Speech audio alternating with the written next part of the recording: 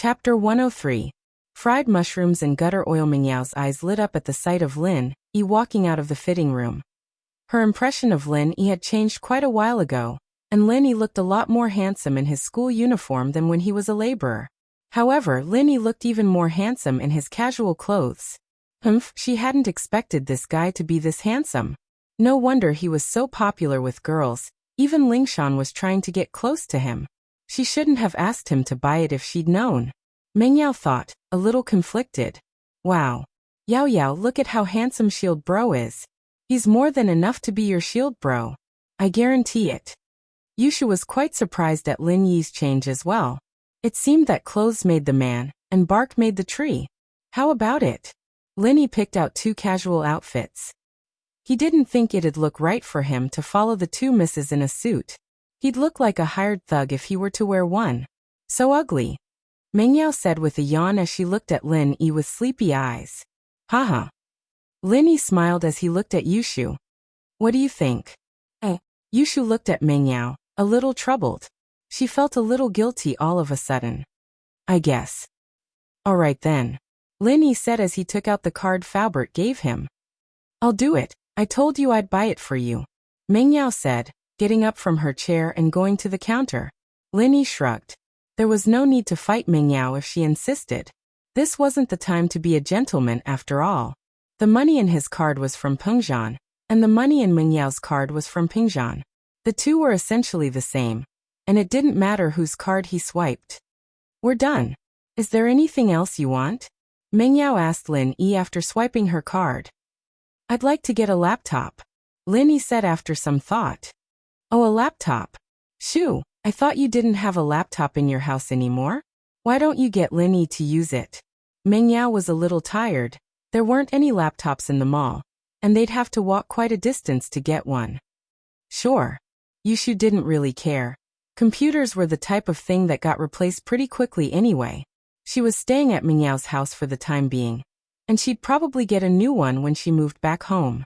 She might as well give the computer to Lin Yi for now.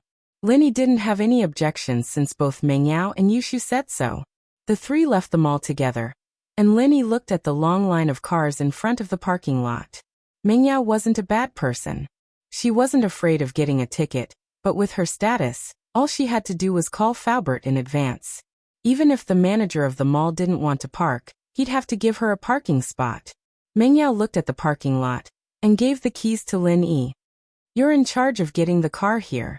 Lin Yi smiled bitterly as he took the keys. Neither of the cars had left, and Meng Yao wouldn't be able to move the car out of the parking lot. But it wasn't a problem for Lin Yi. He got in the car with the keys, and after a couple of shifts, the car was out. Lin Yi got out of the car and sat in the back seat. Meng Yao was a little pissed. You want me to be your driver? But I really don't have a license. Lin Yi said helplessly. What if I get detained for 15 days? Meng Yao was speechless. Who'd dare detain you if you and Lingshan had that kind of relationship? She didn't say anything though. She got into the driver's seat and started the car. Yao Yao, are we still going for fried mushrooms today? There was a food street not too far away from the business street, and there were a lot of food stalls there at night.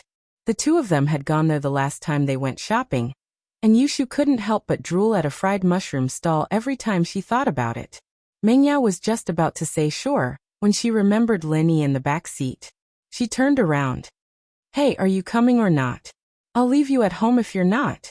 Of course it's just eating, right? I'm good at it. Lin Yi nodded seriously. Meng Yao didn't know what to say. There were all sorts of things in this world, but she'd never seen anyone boast about being an expert in eating like this. Meng Yao wanted to ask if this guy was good at taking a shit as well, other than eating. But that wasn't a pretty word, and Meng Yao didn't say it out loud since she was a girl.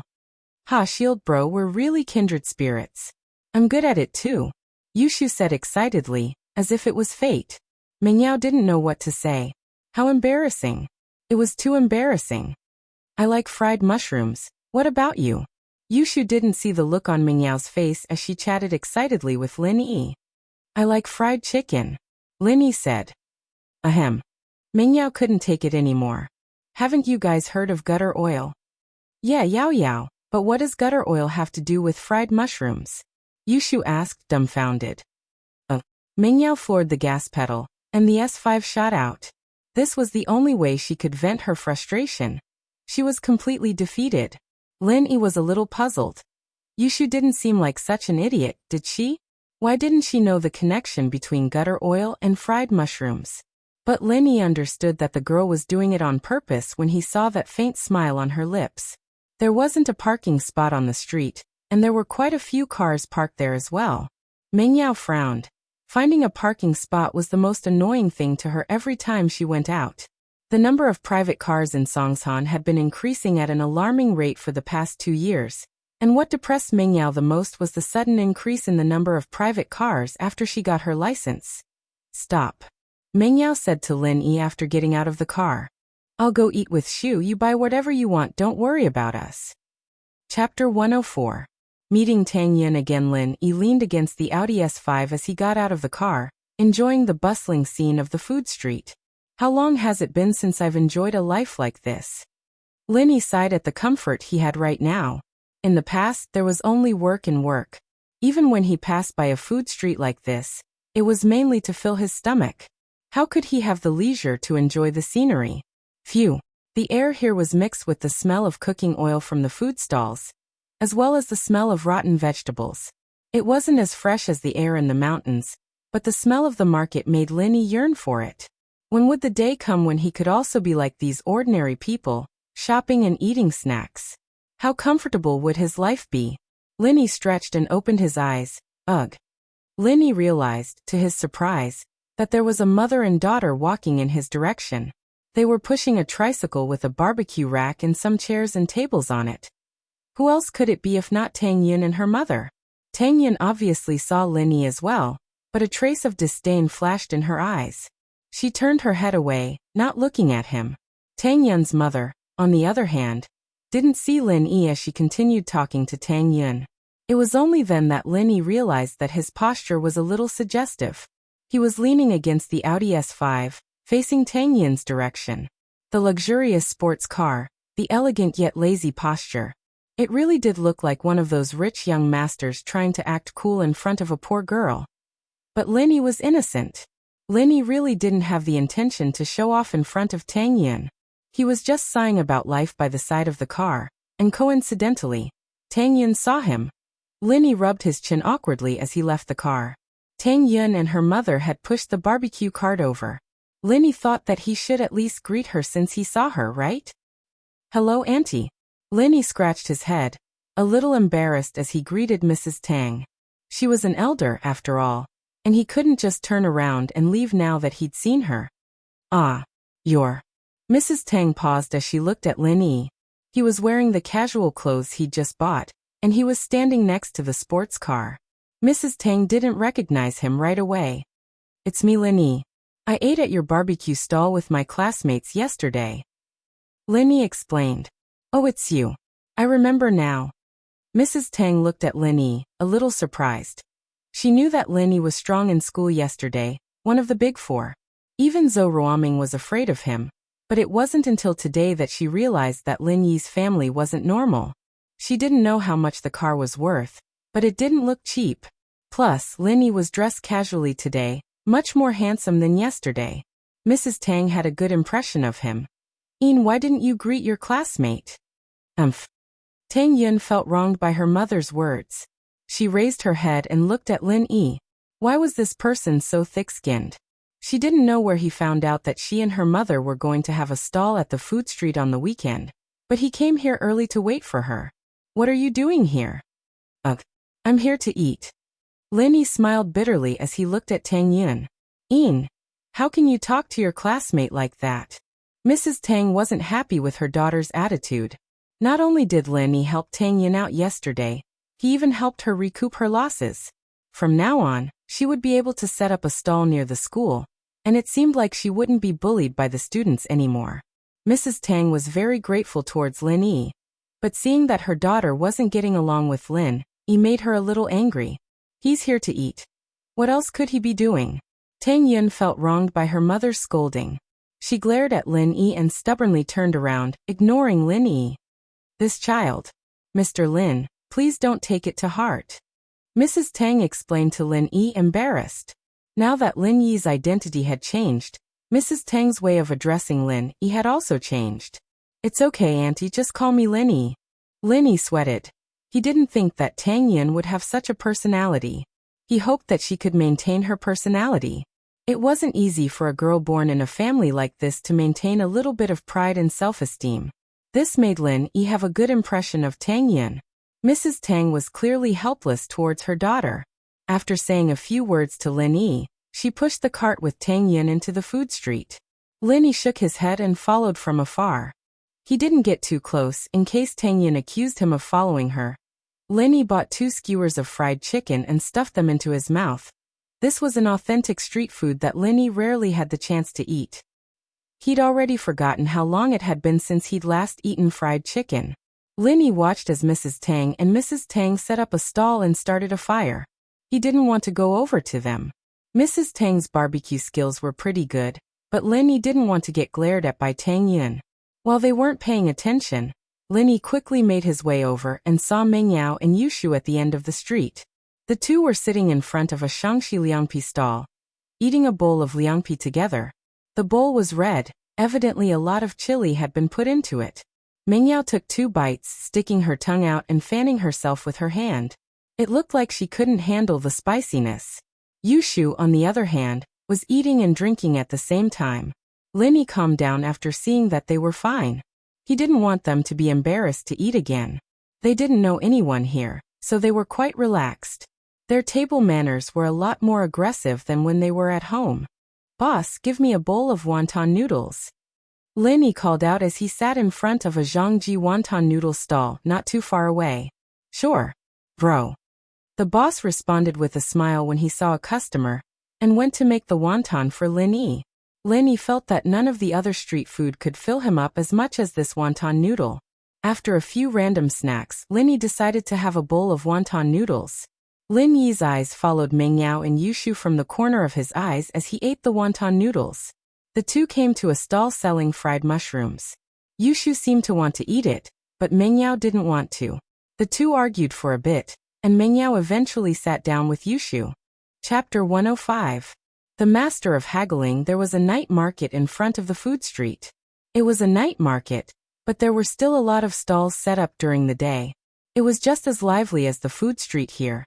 Lin Yi didn't have much to do, and Meng Yao and Yushu were enjoying their food. He walked over to the night market. Lin Yi preferred the clothes from the street stalls compared to the expensive branded clothes from the malls. As long as one had good eyes and knew how to haggle, they could buy fashionable clothes from the street stalls. Lin Yi didn't know whether to laugh or cry at the familiar silhouette in front of him. It seemed like fate had brought them together. Lin Yi walked over to Tang Yin, who was squatting in front of a stall selling girls' clothes. She was holding a dress in her hands, looking like she really liked it. Can you lower the price a little?" Tang Yin asked after some hesitation. "Little girl, look, these are all top-notch fabrics. Look at the workmanship, there's nothing to say. This style is also the most popular this year. If you put it in Pengzhan department store, you won't be able to get it for less than 1,000. The stall owner talked leisurely as if his goods were the best in the world. It was obvious that Tang Yin wasn't good at haggling. "But 200 is a little too expensive." "It's not expensive. Look at the prices of everything these days. The fabric, the labor, it's more than 200.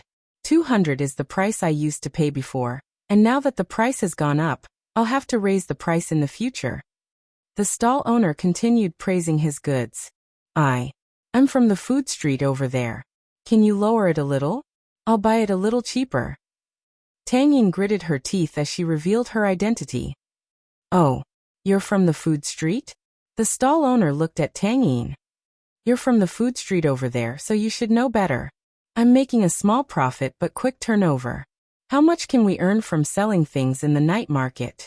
There's so many stalls here, who's going to raise the price for who? Plus, we have to pay taxes and management fees every day. There's not much left." Tang Yin looked at the stall owner weakly. She'd already said that, so why didn't he say anything cheap? Could it be that he saw that I liked this dress so he didn't give in? This person was really hateful. Linny shook his head. With Tang Yun's way of haggling, it would be strange if she could kill them. Perhaps he would have to help her out. Tang Yun's family situation wasn't very good, and he could tell that. It would be best if he could save some money for her. Hey bro, you're setting up a stall here? Linny walked over and patted the stall owner's shoulder enthusiastically. You are. The stall owner looked at Lin Yi in confusion. He didn't know who Lin Yi was. Have you forgotten about me? The first year, we were selling goods together, at old Zhang's place. Lin Yi said with a smile. I used to set up a stall at the night market on the south side of the bridge. Oh. The stall owner listened to Lin Yi's words and nodded in realization. So it's you, little bro. I was wondering why you look so familiar. How is it? How's business recently? Hey, don't mention it. Your sister-in-law is pregnant. I'm taking care of her at home. I don't have time to set up a stall. It wasn't easy for my sister to come over these past 2 days, so I took some time out to walk around. Lin Yi said as he squatted down in front of the stall. Tang Yun looked at Lin Yi chatting with the stall owner, stunned. When did he set up a stall at the south side of the bridge? When did he get a wife? She's pregnant? Wasn't he in school? Hey, pregnancy is a good thing, congratulations. The stall owner nodded at Lin Yi and congratulated him. In fact, he didn't even remember where he'd seen Lin Yi before. Who knew which old Zhang was? He had so many places to sell goods. There were at least 3 to 5 people with the surname Zhang. However, Lin Yi was so familiar with him, and they were in the same trade, it was obvious that they'd met before. He didn't remember him. The stall owner was a bit embarrassed, but he couldn't say it out loud. He could only pretend to suddenly remember and chat with Lin Yi. Hey, don't mention it. My wife loves to look pretty. She even wants me to buy things for her when she's pregnant, Lin Yi said. She wants me to buy some makeup and clothes for the summer. I was going to old Zhang's place, but I bumped into you. I'll just pick 2 from your stall. No problem. The stall owner said enthusiastically. You still have a long way to go to the wholesale market. Just pick 2 from here. We can't take your money. We all know how much these things cost. Okay, then I'll pick 2. Lin Yi said as he picked up the dress Tang Yun was looking at, and then picked a pair of men's shorts to wear. After choosing, he said to the stall owner, I'll take these 2. Oh. The stall owner looked at it and said, that dress is 45 yuan, that pair of shorts is 12 yuan, a total of 57 yuan. I'll give you 60 yuan. I still have the fare to go to the wholesale market. I can't let you come for free. Lin Yi took out 60 yuan from his pocket and handed it to the stall owner. How can I do that? We're in the same trade. The stall owner waved his hand. It's a small business, sister-in-law is pregnant. It's embarrassing enough that I didn't give her a gift. How can I make money? Haha bro, if you do that, I won't dare to come next time. 60 it is. Is that okay? Lin Yi waved his hand, pretending to be angry. Okay. 60 it is. The stall owner smiled and took the money. Bro, you're honest. I won't say anything else. Next time you come, let's have a drink or 2. No problem. Lin Yi nodded and stood up. Bro, I'll be leaving first. Tang Yun watched as Lin Yi bought her favorite dress. She was shocked, speechless. 45 yuan? What was wrong with him? This stall owner was too greedy, wasn't he? He sold it to her for 200 yuan. She could buy 4 pieces. Tang Yun thought angrily. Right. What did you want to buy? The stall owner sent Lin Yi away with a smile, then remembered that there was a buyer here, so he asked. That dress just now, do you still have it? Tang Yun asked. No, that's the only one. The stall owner shook his head. Then why did you sell it to him for 45 and me for 200? Tang Yun couldn't help but ask. This stall owner was too dishonest. He's in the same trade. I'm willing to sell it to him for 45. What's wrong, can't I? The stall owner saw that Tang Yun was dawdling for a long time. He was getting impatient. If it wasn't for the fact that she was pretty, he would have ignored her already. Him? He's in the same trade as you? Tang Yun looked at the stall owner strangely.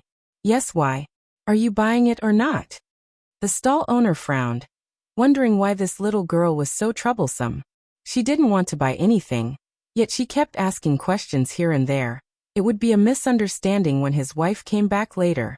Chapter 106. Who said anything about giving it to you? Lin Yi's sudden action had left Tang Yun dumbfounded. Had Lin set up a street stall before? He'd been driving a sports car when she saw him, hadn't he? Why would he set up a stall? Plus, he was a high schooler just like her. How could a student get married? His wife was pregnant. Tang Yin rubbed her eyes. Was it because she'd been too tired these past 2 days? And this Lin was too much of a jerk that she was hallucinating? How else could she have bumped into Lin in a place like this? But no matter what, it didn't matter if that person was Lin or not. Tang Yin still felt that he was a jerk. She'd set her eyes on the dress first, but he'd bought it before she could discuss the price. Damn it.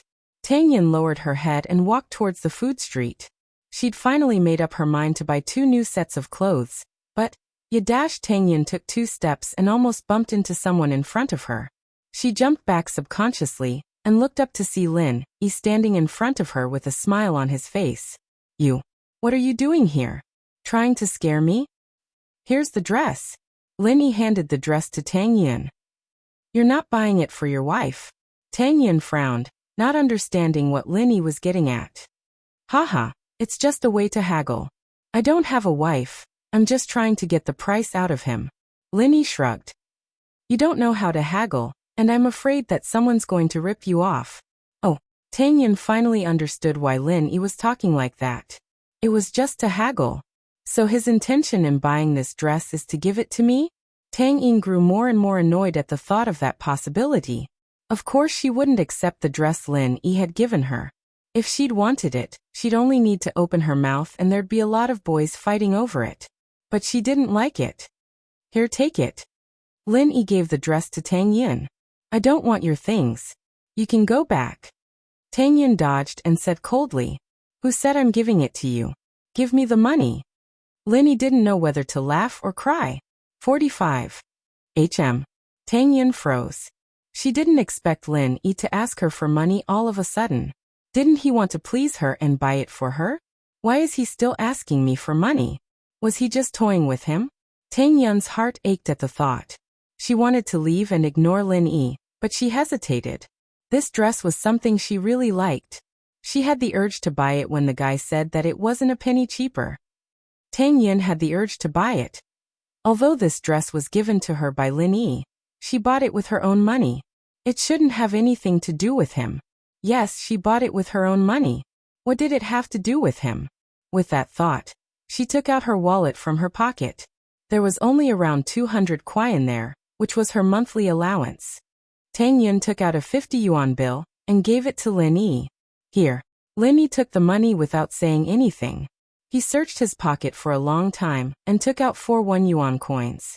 I don't have change. Can I owe you 1 yuan? Tang Yin took the coins from Lin's hand and angrily took the dress. She turned around and walked away, ignoring Lin. Who did I offend? Did I ruin things with good intentions? Lin flicked the 50 yuan bill in his hand and put it in his pocket. He then walked towards the food street. Tang Yin calmed down after a few steps. She thought about how Lin treated her. He wasn't like other rich kids who clung on to her. He seemed to be using a different method. He was neither cold nor warm to her. He would stand up for her occasionally to show his gentlemanly side. So it was like that. Tang Yin stomped her feet. She fell for Lin's trick again. He asked her for money on purpose. He wanted her to lower her guard and achieve his goal. Tang Yin wanted to throw the dress on the ground and stomp on it, but she didn't want to. She sighed and walked back to her barbecue stall. Did you buy the dress? Mrs. Tang looked at the dress in Tang Yin's hands. It wasn't the first or second day that Tang Yin liked this dress. She'd seen it before because it was too expensive, but Mrs. Tang had encouraged her today and told her to buy it. Tang Yin finally made up her mind. Yeah. Tang Yin stuffed the dress into her bag and answered absent-mindedly. How much did you spend? Did you get the price? Mrs. Tang was busy with the barbecue stall. She didn't notice her daughter's expression. 45. Tang Yin said faintly. 45? Is this for real? Didn't the owner want 200? How did he get it that cheap? Mrs. Tang was surprised. Some annoying person helped me haggle the price. Tang Yin said angrily. All right, Mom, let's not talk about this. I'll help you. Mrs. Tang shook her head. She didn't know who Tang Yin was talking about. She should be thanking him for helping her haggle the price. Why would she hate him? Linny turned a corner and went back to the place where Mengyao and Yushu were eating mushrooms. The two had just finished eating and were getting up to pay the bill. Mengyao raised her head to see Lin Yi walking towards her with a pair of oversized underwear in his hand. Yushu heard Mengyao's question and raised her head to see Lin Yi. Shield bro, where did you get a pair of underwear? Yushu asked curiously as she looked at the underwear in Lin Yi's hand. I bought it over there. Does it look good? Lin Yi said as he gestured at his body. Mengyao curled her lips. You don't look like a good person wearing it. I remember there's a phrase in elementary school called old French gangster. Yushu nodded. Lin Yi was speechless. I'm not going to talk to you guys. There's something wrong with your taste. I bought it for 15 kwai. Wah. It was Mengyao's turn to be speechless. 15 kwai and you're showing it off. Yushu covered her mouth and giggled. Only Lin Yi would do something like that. Alright, let's go home. Shield bro, if you really like the underwear, why don't you put it on and show us? You can't change it out on the streets, can you? Shu, what's so good about him wearing underwear? Did your hair change color? Mengyao said as she pinched Yushu. I thought you wanted to see it. Yushu blinked innocently as she looked at Mengyao. You were so surprised just now. Chapter 107. Wuxia Mengyao was just about to call Lin Yi over to the food street when she noticed something with a frown on her face. Who parked their car here? What's wrong with their manners? Lin Yi saw it as well. Mengyao's Audi S5 was surrounded by a couple of sports cars, but the cars weren't very high-end. There was a Geely Jaguar, a Hyundai Royale, and an Audi TT, the best of which was a grade lower than the Audi S5. A couple of fashionably dressed young men started whistling as they saw Lin Yi, Mengyao, and Yushu walk over. Your car. Lin Yi looked at them, guessing that the car they were surrounding belonged to them. There was no way they'd show up here so coincidentally otherwise. Bro, is that your car? A fashionably dressed young man asked Lin Yi as he looked at the Audi S5. Move your car. Lin Yi didn't answer his question, instead giving the order with a dark face. What are you talking about? One of the girls pushed the young man away. It's just an S5, right? It's not like I can't afford it. I saw you're the latest model, so I wanted to talk to you. The car's mine, who the hell are you? Don't block the road. I'll call the cops. Mengyao frowned, not really interested in the girl. She'd run into things like this before, but she'd always call the cops to resolve it. This car's not yours? The girl looked at the keys in Lin Yi's hand curiously. Driver? Doesn't look like it. You're her toy boy, aren't you? Fuck off. Mengyao exploded. Did this person know how to talk? What did she mean by toy boy? Couldn't he tell that he was her fighter? Lin Yi, get them out of here. Ugh. Lin Yi smiled bitterly. Did you hear that? My miss is telling you to leave. Your family's young miss? The delinquent girl was stunned. Oh, I understand. So you're a bodyguard. Lin Yi didn't explain much and just nodded. Boring. You're quite handsome. I thought you were a young master. The girl turned around and looked at Mengyao. Since the car's yours, let's have a race. Do you dare? Is there something wrong with him? Compete in what? I'm not an idiot. Why would I race? Mengyao said. Why didn't you move the car? I called the police and asked them to tow the car. Tisk, do you want to fight? The girl looked at Mengyao in disdain. It's not like you can't stop here. So what if the police come? Lin Yi, you take care of this. Mengyao pointed at Lin Yi, pissed off. Me. Lin Yi pointed at himself. But since the miss had spoken, if Shield Bro didn't act now, when would he act? Lin Yi took 2 steps forward. Are you guys not going to move the car? Lin Yi didn't want to be rough with these rich young masters and misses. Most of them weren't bad people, but they lacked discipline in their families. That was why they were rebellious. They were different from the gangsters in the society. These people were just looking for excitement, while gangsters made a living by causing trouble. So what if we don't move? The girl put her hands on her waist. Which car is yours? Lin Yi looked at her faintly, a smile on his face. This one. What do you think? The girl pointed at the Audi TT in front of the S5. Lin looked at the Audi TT and smiled faintly. This girl was obviously the leader of the group, and her identity was definitely not as simple as the others. Sports cars like Geely and Hyundai could generally be afforded by any well-off family. It was not a big deal. Although the lowest configuration of an Audi TT was only about 500,000 yuan. One could tell from the car's license plate that the girl's family was definitely not simple. The license plate of the Audi TT was ATT000. No wonder the girl was so arrogant. However, Lin didn't care. As long as he didn't cross the line, even if the girl's family was powerful, he wouldn't mess with her. And from the car that the girl drove, it could be seen that her family wanted her to keep a low profile. This car plate was probably bought by someone else in the family or a friend to please the girl. Lin walked to the front of the Audi TT and placed one hand on the back of the car. The girl and the others quieted down and looked at Lin strangely. They didn't know what he wanted to do. I say, this idiot isn't thinking of pushing the car, right? The young man who spoke before spoke. He seemed to have seen through Lin Yi's intention. Are you stupid? This car weighs a ton. The handbrake has been pulled up. Can you push it? Lin Yi didn't pay attention to him.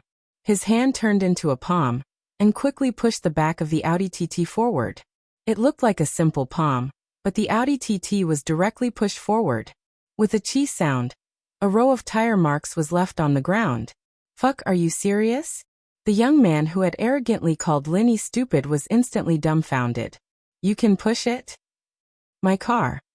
The girl was shocked. She was shocked and distressed. She couldn't help but exclaim when she saw that her tires were damaged. However, Lin Yi didn't go overboard. She wanted to cause trouble, but she didn't have an excuse. The cause of this incident was that she had blocked someone else's car. Thinking of this, the girl looked to the young man for help. Are you fucking looking to die? How dare you touch Sister Feng's car? Do you want to die? It wasn't the first time that the young man had acted as a protector. In this kind of situation, it wasn't easy for the girl to stand out. He didn't have any scruples and jumped out directly. Sister Feng? Lin Yi was shocked.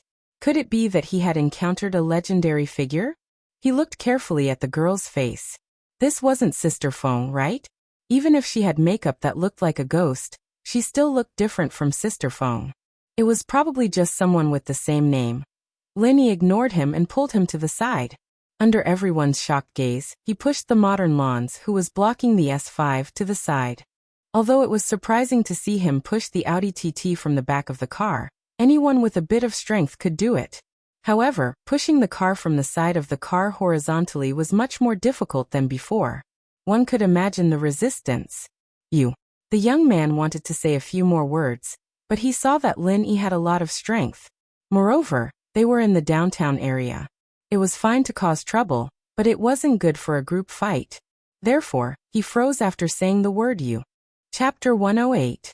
Find someone to investigate him. Lin Yi didn't say anything after pushing the car, completely ignoring the delinquent as he got into Mingyao's Audi S5, and quickly moved the car out of the small empty space he'd just pushed out. The speed and precision of his maneuvering.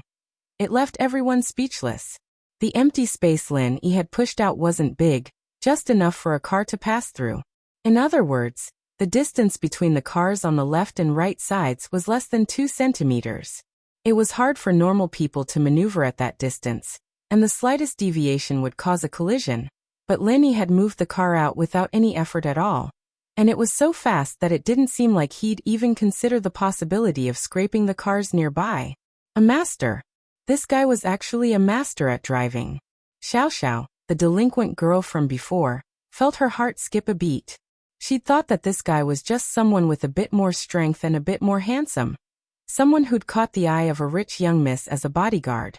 She hadn't expected him to be this good at driving as well. Xiao frowned.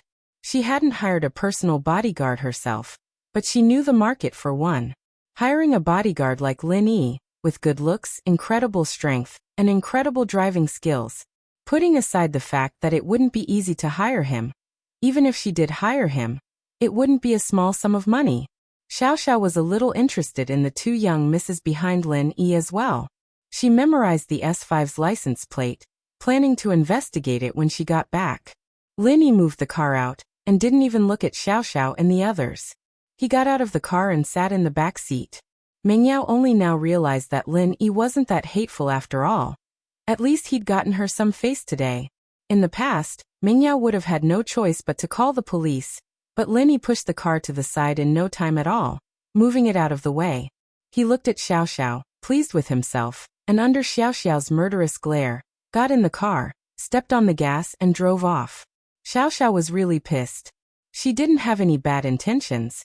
She just happened to see an Audi S5 that was released this year, and wanted to see who the owner was. She invited him to a race, but she didn't expect to run into this guy. The car didn't belong to Lin Yi, but to Xiao Xiao, Lin Yi was even more despicable than the Mississippi. He was just a lackey for a rich miss. He was quite handsome and looked quite stylish when he pushed the cart. His driving skills were even better. However, he was a lackey, and he was still so proud of himself. Thinking that she was being bullied by someone else's lackey, Xiao Xiao was even more pissed off. What the hell was this? Even someone else's servant was bullying him. The next time I see you, I'll let you know how powerful I am. Feng sis, what do you think? The young man didn't know what to say. After all, someone who could afford an Audi S5 wasn't a normal person. Ignorance was bliss after all, but his family did have some business dealings, and some of them were in the political world. They weren't that powerful, but they'd been in contact with Songshan's upper-class society before. They were people who knew the severity of the situation, and it wasn't wise to make enemies without knowing who the other party was. Their old man had some power, but it was only SOSO. If they really pissed off someone powerful, they'd be in big trouble. If it were a normal person, the young man would have brought his men to give Lin Yi a good beating in order to please Xiao Xiao. But as the saying went, you had to look at the owner before you hit the dog, and Meng Yao was obviously not some lowly person. The young man didn't dare act rashly, in case he dragged his old man into the mess. What are you looking at? Let's go. Xiao Xiao humphed coldly, pissed off. Boring. Feng sis, should I get someone to look into that kid? The young man wasn't stupid. He knew that Meng Yao wasn't someone to be messed with, so he cleverly turned his attention to Lin Yi. As far as he was concerned, as long as Lin Yi wasn't with Meng Yao, it wouldn't matter. It was just a servant. They could do whatever they wanted with him. Even if something really did happen, even if the other party had some power, they wouldn't make a big deal out of a servant's family. Their families were all average, but Xiao Xiao's family wasn't. Go and check the license plate of her Audi S5, Songshan AS 5555. Not a bad brand. Xiao Xiao humphed, agreeing with the young man's actions. Got it, Feng sis, I'll get someone to check it right now. The young man nodded and took out his phone to make a call. His face changed immediately. Lon bro, what did you say? The car's secret? How's that possible? It's a civilian plate. It's a military plate? Alright, I got it. The young man hung up with a bitter look on his face. Feng sis, this car's secret.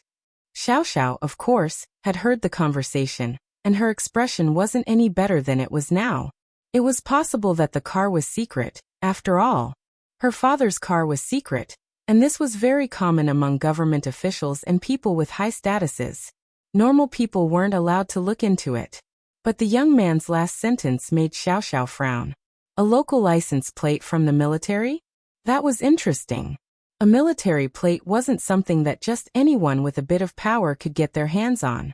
Even if they did get their hands on a military plate, it wouldn't be a low-profile military plate like this. But so what if it was like that? She wasn't the one she was looking for. It was that lackey of hers. With her father's status, even the military wouldn't be able to do anything to him, let alone her grandpa. With that thought, Xiao Xiao calmed down and turned to the young man. Then let's not worry about the car for now. Go look into that bodyguard's identity, see who he is, and which company he belongs to. No problem, Feng sis. The young man was a bit troubled when he heard that Meng Yao's car was secret military. With his family's power, they couldn't afford to piss off someone like that. But now that Xiao Xiao wanted him to focus on the bodyguard and not Meng Yao, he let out a breath of relief. I've already secretly taken a picture of him with my phone. I'll get someone to look into it right now. Chapter 109. He'd die if he kept practicing. Lin Yi naturally didn't think much of the kids from before. He was only a high schooler himself. But these kids were just like Pinliang and Zhou Ruoming back at school, childish beyond belief. Hey, I'll get Faubert to get you a driver's license when we get back, and we'll get a car too. You'll be driving next time, alright? Meng Yao said as she glanced at Lin Yi in the rearview mirror. Lin Yi was deep in thought. He didn't pay attention to what Meng Yao was saying, assuming that she was talking to Yushu. Meng Yao was a little pissed off at Lin Yi's ignoring her. Hey, I'm talking to you. Me? Lin Yi snapped out of it. Miss, you're calling me? Of course I'm calling you. What else am I supposed to call Shu? Meng Yao was driving, and didn't have the time to glare at Lin Yi.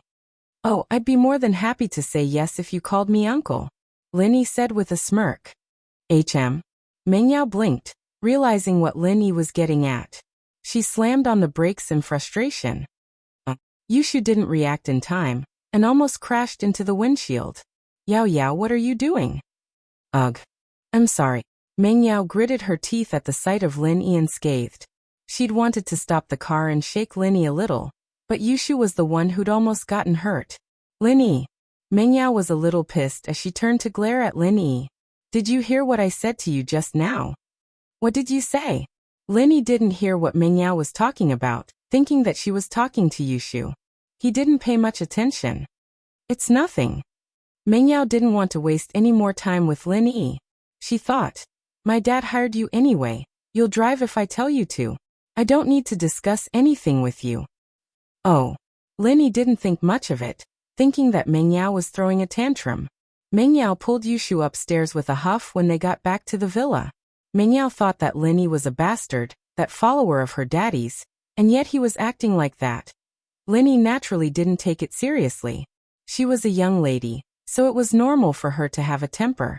She was too gentle to him, and it caused trouble instead. Today, after washing up, Lin Yi couldn't wait to fall asleep. He wanted to find Jiao Lao and ask him about energy.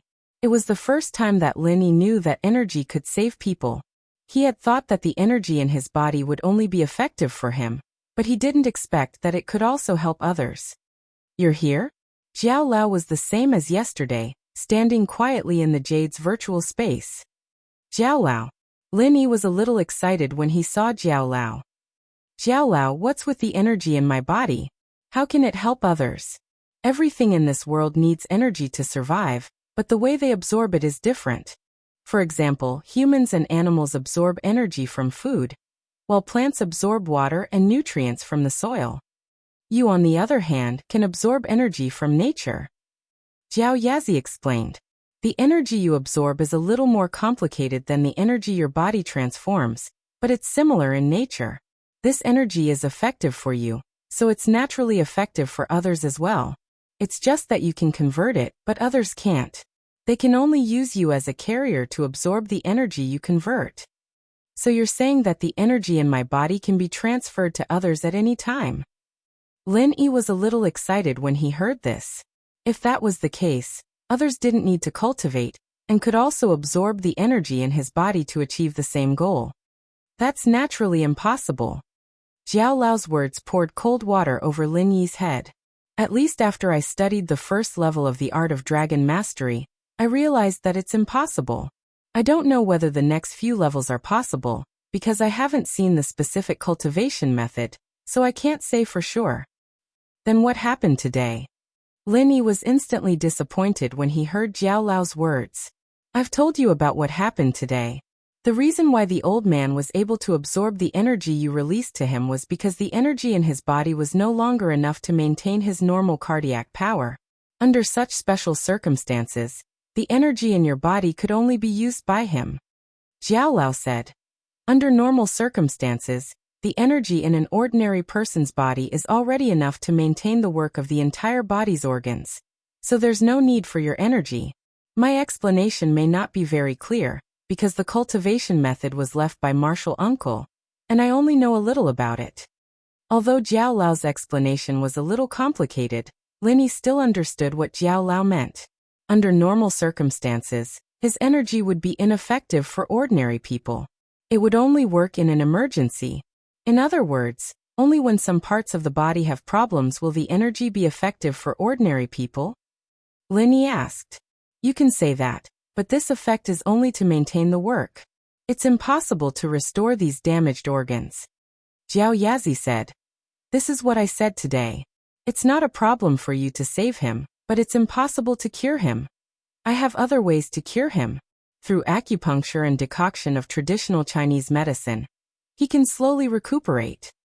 Linny didn't feel disappointed this time. As long as he could save him, it was already amazing. He just needed to maintain it first and think of other ways slowly. However, he was not related to the old man today, so there was no need for him to take the initiative to give him follow-up treatment. If he was too enthusiastic, it would make people think that he had ulterior motives. Linny got the answer he wanted, so he calmed down and prepared to continue his cultivation. However, just when he entered the state of cultivation, he was interrupted by Jiao Lao. I say, Linny, what are you doing? Jiao Lao frowned and asked. Cultivating. Linny looked at Jiao Lao with some doubts. Can't he see what I'm doing? You don't have the cultivation method of the second level. Why do you continue to cultivate? Don't you know that if there is too much energy in the body, without the correct cultivation method to guide it, it is easy to explode and die? Jiao Lao stared at Lin Yi with an expression of, are you a fool? Ugh. Lin Yi was shocked. I didn't expect there to be such a saying. Fortunately, I established a connection with Jiao Lao early. Otherwise, if I accidentally broke through the first level of cultivation outside, I might really explode and die if I continue to cultivate. But, didn't I waste some energy to save the old man today? Linny was a little embarrassed. Don't I need to make up for it? Chapter 110. Chapter 110 Family Dinner Sleeping can replenish energy too? Linny said, a little incredulous. Kid, you're overthinking it. Of course sleeping can replenish energy, but why do people sleep? Do they have nothing better to do? Isn't it to replenish energy? You're the same. You've trained in the art of dragon mastery, but you're still a human at heart, you haven't mutated. Jiao Yazi said as he looked at Lin Yi with a pitiful gaze. Don't overcomplicate things, it's actually very simple, even kids understand. I see. Lin Yi's face reddened a little. Jiao Lao's words weren't unreasonable, but he was overthinking things. That's right. Jiao Lao nodded. Go to sleep. It looks like you haven't slept in a while. Poor kid, poor thing. Linny fell into a deep slumber that night. It was the best sleep he'd had since he'd left the cave. So sleeping really did replenish energy. Linny felt refreshed when he woke up, stretching his body before heading to the bathroom to wash up. He put on the new casual clothes he'd bought yesterday before leaving the room. There was no one in the living room. Meng Yao and Yushu probably still hadn't woken up. General Wei Wu stood guard at the staircase leading to the second floor. And Linny was curious as to what a girl's room looked like, but he'd have to do it openly if he wanted to peek, right? Linny pushed open the villa's door and walked into the villa's courtyard. The villa area was very quiet on weekends, and there weren't any cars coming and going. There was only the occasional passing car. Linny hadn't been standing at the door for long when he saw Faubert's Bentley slowly drive over and stop in front of the villa. Mr. Lin, you're outside? Faubert nodded with a smile when he saw Lin Yi. Faubert, this early? Lin Yi looked at the time. Yao Yao and Shu haven't woken up yet, right? It's getting late, they should be tidying up. Mr. Lin, don't you want to change into something more formal? Faubert looked at Lin Yi's casual clothes and asked. Me? Make it more formal? What for? Lin Yi was stunned and looked at Faubert in confusion. Mr. Lin, don't you know? Every Sunday, Mr. Chu holds a family banquet. In the past, Miss Chu, Little Shu, and I attended together, but this time, Mr. Chu specifically told me that Mr. Lin must attend as well, Faubert explained. Family banquet? Lin Yi didn't expect Pengzhan's family to have this custom, but since he was invited, Lin Yi naturally wouldn't reject it. All right, but I don't have anything formal. I just bought this yesterday, and other than that, I only have my school uniform. Haha. Faubert couldn't help but laugh. That's fine, it's a family banquet anyways. Mr. Lin, please get in the car first, I'll call Miss Chu and the others. Oh, okay. Lin Yi nodded and opened the door to the front passenger seat. Watching Faubert enter the villa, Lin Yi narrowed his eyes. Truth be told, this mission was the most relaxing one for Lin Yi, and also the most baffling one. Lin Yi was tricked by his old man into accepting a mission that would give him a lifetime's worth of commission. But even now, Lin Yi still didn't know what this mission was. Playing with the miss all day long? Being the miss's bodyguard, babysitter, study partner and shield? Although it was a bit difficult, but there was no need for an S-ranked assassin and secret agent like him to do this, was there? Besides, Lin Yi wasn't an idiot. He wouldn't think that doing something like this would give him a lifetime's worth of commission. What kind of joke was this, unless Pingzhan was out of his mind? But now, it seemed that Pingzhan was very smart, and his brain wasn't out of his wits. This was what Lin Yi was confused about. If it wasn't for his old man's insistence and guarantee, Lin Yi would have suspected that there was some kind of conspiracy going on. But Lin Yi also knew that although his old man was a bit frivolous, he would never harm him. This was also the main reason why Lin Yi could stay here peacefully. Even if the miss was a beauty, she was very likable, and there was also an interesting commoner beauty. Lin Yi didn't have the time to play around here. It'd be terrible if he lost his life here. Meng Yao and Yushu came out not long after Li Fu went in, dressed differently from yesterday. Compared to yesterday's youthful and dazzling appearance, they were much more ladylike today, giving off the vibe of socialites. Faubert helped Meng Yao and Yushu open the car door, and waited for them to get in before going back to the driver's seat. Meng Yao was surprised to see Lin Yi in the front passenger seat. She didn't think that her father would invite Lin Yi to the family dinner today. Meng Yao was actually a very smart girl, but she was often pissed off by Lin Yi. Since Lin Yi was sitting here, it must be her father's idea. There was no way that Faubert would invite Lin Yi on his own. Although this Lin Yi wasn't as annoying as before, and he was suitable to be her follower, was her father really going to let a man like him stay in her house for a long time? Faubert started the car, and it slowly drove out of the villa area towards the city center. Mr. Chu's family banquets are all held at Pengzhan International Hotel in the city center. It's also one of Mr. Chu's company's properties. It was Lin Yi's first time attending a family banquet, so Faubert explained. Who's coming later? Are there any rules? Lin Yi was used to being wild, but this was his employer's family banquet. Lin Yi couldn't be too rude. In the past, other than me, Miss Chu and Shu, it was Mr. Chu. Faubert said. As for rules, there aren't any. Family banquets are just for relaxation. There aren't too many rules. Don't eat so much. Just make a fool of yourself. Meng Yao teased, remembering Lin Yi's appetite. Haha. Faubert, naturally, knew that there was a small gap between Meng Yao and Lin Yi. He smiled. Mr. Chu doesn't like to waste things. It'd be great if Mr. Lin could eat everything. Faubert. Meng Yao was a little unhappy at Faubert's words. She started to act coquettishly. Why are you going against me? Meng Yao was just saying it casually. She knew what kind of person her father was. Faubert was right. She was just making fun of Lin Yi. She didn't think too much about it. Now that Faubert saw through her, she felt a little embarrassed. Miss Chu, this old man can't talk about Mr. Chu's habits behind his back. I can only tell the truth. Faubert smiled. Chapter 111. Chapter 111.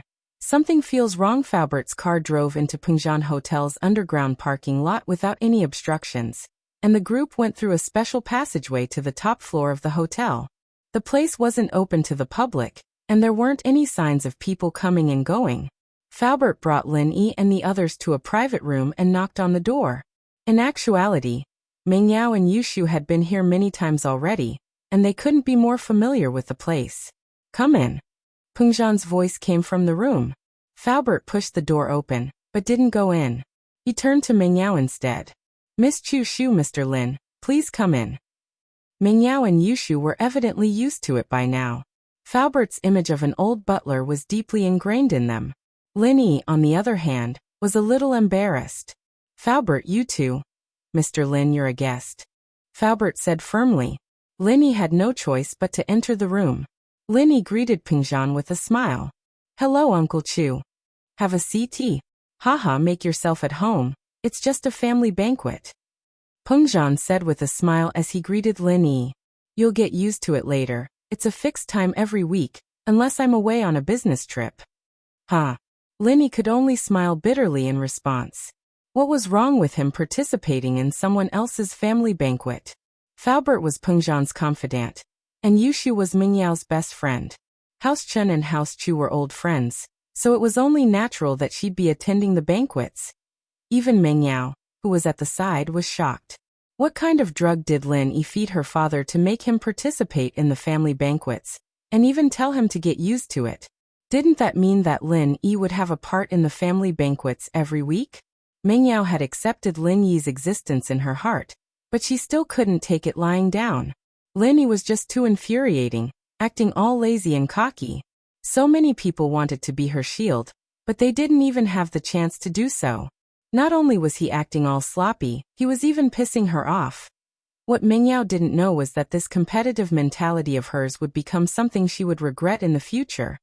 Haha, shield bro, you're a part of our family now. Take care of me. Yushu greeted Lin Yi obediently. Take care of you? Lin Yi rubbed his nose. Who's taking care of who? You're always using a chicken feather as a token of authority, threatening me with a piece of toilet paper. Yao Yao, what do you think? Are you satisfied with Lin Yi now? Pengzhan smiled as he looked at his daughter. So what if I'm satisfied or not? Can you just fire him if I'm not satisfied? Mingyao said, feeling wronged. Haha, I see that Shu and him get along quite well. What's wrong? Are you unhappy? Pengzhan asked. Nope, Mingyao shook her head. She was actually feeling quite conflicted. The scene of Lin Yi standing up for her that day kept flashing in her mind, but Lin Yi's sloppy attitude, not taking her seriously, pissed Mingyao off. It was as if he was treating Shu better than he was treating her, and that was what Mingyao hated the most. Why? Was she that bad? If it weren't for Pinliang, Mingyao would have thought that she'd gotten uglier recently. If that's the case, then you guys get along well.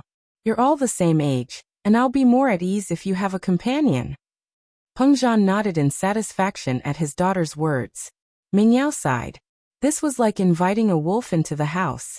She was a pure and innocent girl, living under the same roof with a stinky man. Of course, that wasn't the most irritating thing. The most irritating thing was that Lin Yi didn't seem to have any interest in her at all. Soon, dishes were served one after another. It could be seen that the chefs here were very attentive in preparing the family banquet. The dishes were not luxurious and were all very common home-cooked dishes. However, whether it was the color or the matching, they were all very exquisite. With Pengzhan's status, he wasn't interested in exotic delicacies anymore. Healthy food was what he needed. Since Pengzhan had asked Lin Yi to make himself at home, Lin Yi didn't hold back. Who wouldn't want to eat with their stomachs? There wasn't much to pretend about anyway. He was Pengzhan's employer and employee after all. There was no need for formalities. And so, under Mingyao's disdainful and Yushu's surprised gazes, Lin Yi dug in. Mingyao felt a chill run down her spine. Bro, can you stop embarrassing me? You're my follower after all. She glanced at Yushu discreetly, and sighed in relief when she saw that Yushu didn't look too surprised. Humph, he was just a follower. Why did she care so much about him? What did eating have to do with her? Mingyao comforted herself. Lin Yi ate the most during the meal, and Mingyao couldn't take it anymore. Lin Yi, are you going to pack up later? That's what I'm thinking. Lin Yi nodded. Mingyao was speechless, and Yushu snickered. Pengzhan, on the other hand, was still smiling at Lin Yi. Ever since the bank incident, Pengzhan's impression of Lin Yi couldn't get any better. He didn't pay much attention to the old man's nagging, but it seemed that his father had a good eye for people. Yao Yao, Yushu and Faubert can go downstairs first. I'll pack up with Yi. Pengzhan got up to look for a lunchbox, and Mingyao was a little stunned. Her father wasn't some extravagant person, but he'd never packed a bag before, right?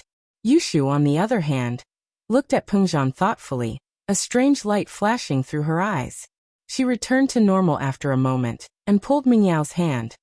Yao Yao, let's go first. Oh. Mingyao was very curious about her father's actions, but it wasn't her place to ask. She felt that her father's attitude towards Lin Yi seemed to be even better than his own. What? He's just a hired follower. Faubert walked in front to get the car, and Yushu and Mingyao walked behind him. Yushu pulled on Mingyao's hand. HM? What's wrong, Shu? Mingyao looked at Yushu, who was walking very slowly, curiously. Yao Yao, I have a feeling. Yushu hesitated, but decided to say what she was thinking. As for that moment of confusion, she buried it deep in her heart. Feeling? What feeling? Meng Yao looked at Yushu, not understanding what she was talking about. Yao Yao, don't you feel that Uncle Chu has something going on with Lin Yi? Yushu said in a low voice. Chapter 112. Bastard child. Dad seems to care more about him than he does about me? And why's his attitude so nice? Meng Yao frowned. Yeah, especially when Uncle Chu told you to get along well with Lin Yi, since you guys are the same age. Don't you think that's a little ambiguous? Yushu analyzed. Would Lin Yi have to say that if he's just a follower Uncle Chu hired? Just look at how strict Uncle Chu has been with your male classmates all these years. There's no way Uncle Chu would let a guy live with us for no reason at all. You're right. Meng Yao nodded in agreement. It was true, she'd had a good upbringing since she was young. She was strictly told that she wasn't allowed to date before she was 18, and that she wasn't allowed to go out with boys. She was 18 now, but wasn't this change in attitude a little too much? Meng Yao couldn't believe that her father would suddenly become so open-minded, letting a man into their house. There had to be something fishy going on. Meng Yao wouldn't have thought much of it if Yushu hadn't pointed it out. After all, she'd thought that the reason why Lin Yi was here was because of Lin Yi's magic potion. But thinking about it, wasn't her father a smart man? Pengzhan Industries was such a big company. How could they be tricked by a country bumpkin like Lin Yi? It didn't seem possible. That meant that Lin Yi coming here was something her father approved of from the bottom of his heart. What was the reason for her father to make such a decision? Plus, Faubert seems to be very respectful toward Shield Bro as well. Yushu hit the point. It didn't matter if Pengzhan admired Lin Yi or not, but the fact was that Pengzhan admired a lot of people. Many of the young talents in the company had been recruited by him, and all of them treated Faubert with utmost respect. After all, Faubert was an old friend of Pengzhan, and even the vice chairman of the company had to call him Li Bro. Faubert's attitude towards Lin Yi, on the other hand, was different from how he treated the other employees. It was more like how he treated Yushu and Meng Yao. Yeah. Meng Yao's brows furrowed even tighter. She was starting to suspect Lin Yi's identity and her father's intentions for sending him to her. Yao Yao, in short, whether it's your dad or Faubert, their attitude toward Shield Bro is way too ambiguous. It's like they're not treating someone they hired. They're treating him like family. Yushu voiced out her thoughts. It might scare Meng Yao, but she had to say it as Meng Yao's best friend. After listening to Yushu's analysis, Meng Yao suddenly thought of a terrifying possibility. It was a possibility that scared even Meng Yao herself. Zhu. Do you think Lin Yi might be Daddy's illegitimate child? Meng Yao's eyes were wide open as she looked at Yushu, panicking. Why else would Daddy like him so much? Wah! Yushu was stunned as well. She didn't think that Meng Yao would come up with such a miraculous reason. Uncle Chu's illegitimate child? Yushu felt a chill run down her spine. But that was basically impossible. The two of them didn't look alike at all. Meng Yao was way too strong for her to come up with something like that. What's wrong, Shu? Meng Yao asked as she looked at Yushu standing there, stunned. Did I say something wrong? Yao Yao, your imagination's too strong. Shield Bro's around our age, right? If he's an illegitimate child, it'd be after Uncle Chu met your mom, but is it even possible then? Is there even a chance? Yushu shook her head, speechless. Ugh. Maybe I'm wrong then? But what else could it be other than that? Meng Yao gave up on the idea as well. It was too unreliable. Yao Yao, I think Uncle Chu's looking for a son-in-law. He's treating Shield Bro like a son-in-law. Yushu said with a mischievous smile. She didn't know why, but Yushu didn't feel comfortable saying those words. Looking for a son-in-law. Meng Yao's mouth was wide open as she looked at Yushu. Are you serious? I don't know if it's real or not, it's just a guess. Yushu shrugged. It just feels like it, but it might not be. How is that possible? I'm only 18. Impossible, absolutely impossible. Meng Yao's face was red as she shook her head. What do you think, Shu? I think you and Shield Bro are a good match. Yushu smiled. You know how to drive, cook, and even know Kung Fu. That's not bad. I don't want to. Meng Yao rejected subconsciously, but in her heart, That strange feeling was surging restlessly. Daddy really wants him to be my boyfriend? Is he not just pretending to be a shield? If that's the case, he can protect me. The scene in the bank had given Mingyao a deep sense of security and dependence on Lin Yi. But the Miss Pride and arrogance made Lin Yi even more despicable. If that's the case, why would he still flirt with other girls? How could her daddy like someone like that? She and Shu must have misunderstood. Or maybe her father had other intentions. Mingyao and Yushu made their way to the underground parking lot and got into Li Fu's Bentley. Mingyao sighed softly. Shu, what do you think about our guesses? How likely are they? It could be 0%, it could be 50%, it could even be 100%. Yushu had already returned to normal as she giggled. But I feel like it depends on which one you want it to be, Yao Yao. Me? What do I hope for?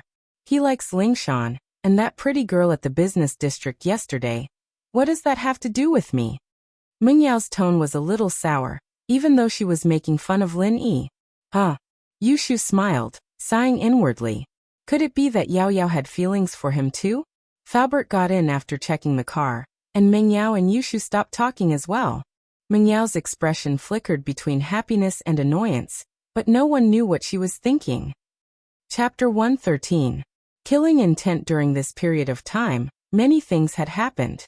Pengzhan had already threatened the company's board of directors a couple of times, telling them not to act rashly. But if someone really wanted to go against Pengzhan, he wouldn't be able to control them. As a result, Faubert had to be extremely careful, be it in the company or outside. The car was parked in the company's parking lot, but Faubert still made sure to check the car's exterior carefully before he drove off. It wouldn't be so bad as to plant a bomb, but destroying the brakes or puncturing the tires was a possibility. Faubert had to be on guard. Pengzhan and Lin Yi walked at the back of the group, Lin Yi having a pretty good idea of Pengzhan's intentions. Pengzhan wouldn't be this enthusiastic about packing up, so there had to be something he wanted to say to Mingyao and Yushu first. What's the matter, Uncle Chu? Lin Yi asked as he put the food on the table into boxes. Haha, I can't hide anything from you. Pengzhan picked up a lunchbox as well. I've already done my own investigation on the matter in the company, and I've confirmed the suspect, but this involves the reputation and benefits of the previous generation. I can't make a move before I have concrete evidence. Pengzhan said as he picked up a lunchbox. Uncle Chu, you want me to go collect evidence? Lin Yi asked. That's not necessary. Just stay by Yao Yao's side, and don't let anything happen to her. I can handle the company stuff for now, Pengzhan said with a shake of his head. That's fine. Just let me know when you need me. Lin Yi said inwardly. Did he even need evidence? Tell me who you suspect, and I'll just kill them for you. What's the point of looking for evidence? But Pengzhan was the employer, and Lin Yi had to follow his instructions. Do you have enough money? Spending time with Yao Yao should be quite expensive, right? I heard you guys went shopping yesterday, Pengzhan said, changing the topic. Money? Not really. Lin Yi shook his head, a bitter smile on his face as he pointed at his clothes. Miss Chu paid for this set of casual clothes. I haven't spent much yet. Haha, shopping? Men have to spend to show their manliness, Pengzhan said with a smile. How about this? I'll get Li Fu to get you a credit card later. You can just swipe it. All right. Lin Yi smiled and shrugged. He didn't reject the offer anymore. Why wouldn't he accept money that was given to him? He didn't know why Pengzhan was doing this, but he wasn't in the habit of rejecting money from his employer. The two came out of the elevator and went to the underground parking lot. They walked in the direction of Li Fu's car, and Lin Yi's Jade reacted after a few steps. What's wrong? Pengzhan noticed that Lin Yi wasn't moving anymore. What's wrong? Pengzhan asked, puzzled as Lin Yi stopped walking. Pengzhan paused. Killing intent? Pengzhan paused. Killing intent? Pengzhan, on the other hand, hadn't sensed it, but he knew that killing intent was a mysterious thing. It wasn't surprising that Lin Yi could sense something that normal people couldn't. Boom. A huge chandelier fell from the sky, shattering into pieces where they were standing. Boom. A huge chandelier fell from the sky and landed where the two of them were standing before, shattering into pieces. Peng Zhan's face paled as he looked at the broken pieces of the chandelier. His eyes were filled with rage. The chandelier was huge. If it wasn't for Lin Yi's quick reflexes, they would have been smashed by the chandelier. The chandelier was made of glass. It wouldn't kill them if it fell on their heads, but it would definitely hurt them. These people dared to do this. Peng Zhan's face was filled with anger. They were too daring. Peng Zhan knew that this was revenge for what he did during the board meeting on Friday.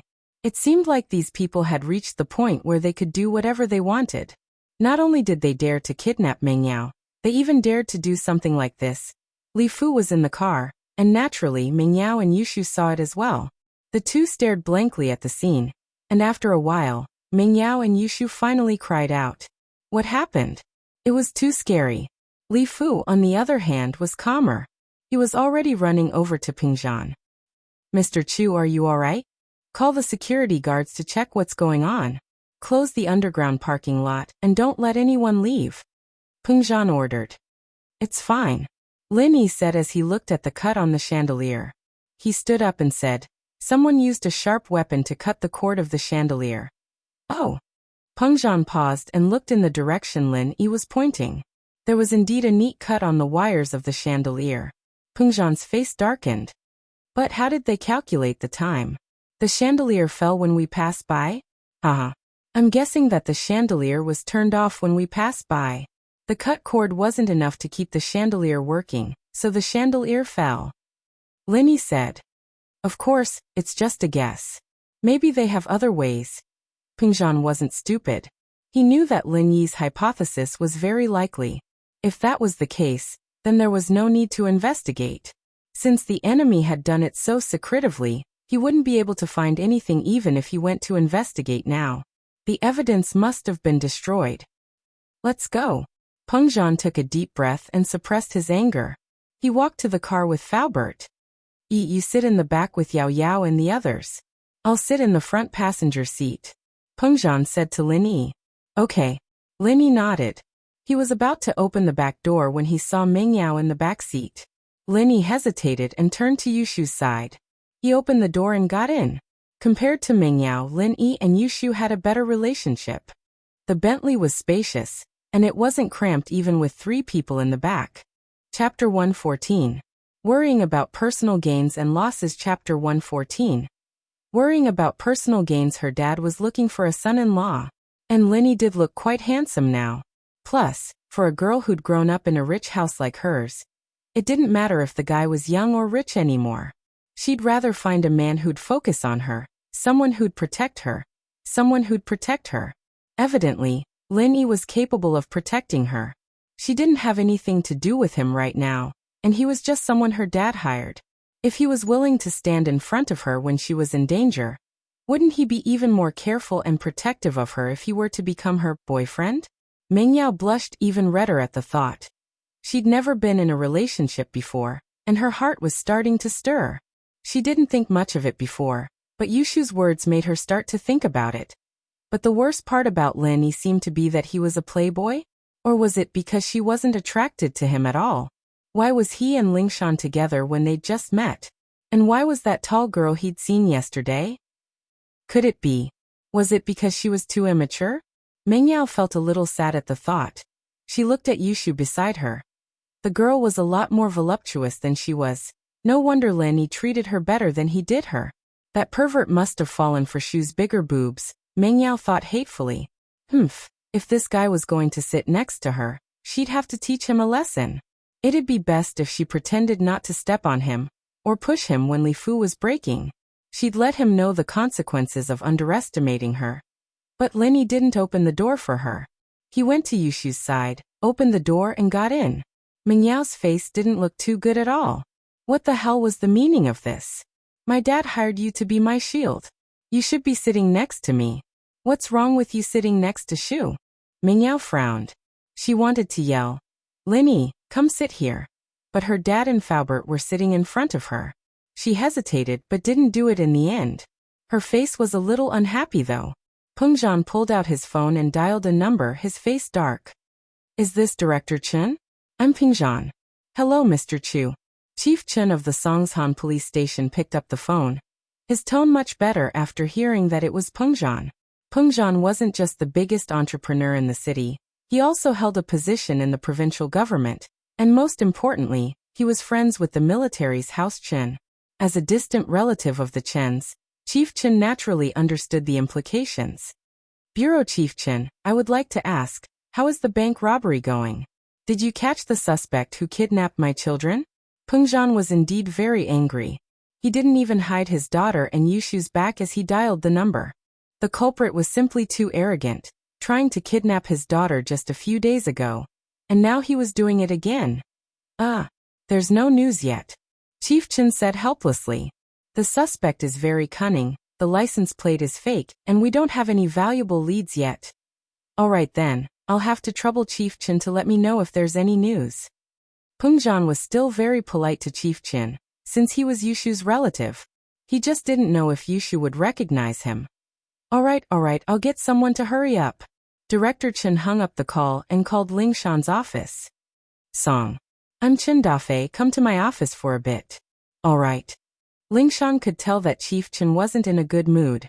She quickly put down what she was doing and gave her subordinates some instructions before heading to the chief's office. She knocked on the door and only entered when the chief said, "Come in." "Chief, you're looking for me?" "Song, you're here?" Dafei pushed his glasses up and put down the documents in his hands. "Sit, tell me about the bank robbery case. Is there any progress?" "Chief, we've set up a 313 task force, and we've sent people to investigate the case, but there's no news yet." Ling Shan reported carefully. She was the one in charge of this case, and Huaijuan had recently been transferred to a neighboring city to handle a case. He'd probably be promoted to vice chief after the case was over, and so the criminal police had fallen on Ling Shan's shoulders. But without Huaijuan's protection, Ling Shan realized just how much pressure it was to be the leader of a task force. Huaijuan had always been the one making the decisions, and she'd never thought about the pressure from all sides. Now that she was the one leading the team, Ling Shan realized how difficult it was. But no matter how difficult it was, she had to grit her teeth and get through it. There were no weaklings in House Song, and she'd be looked down upon if she gave up just like that.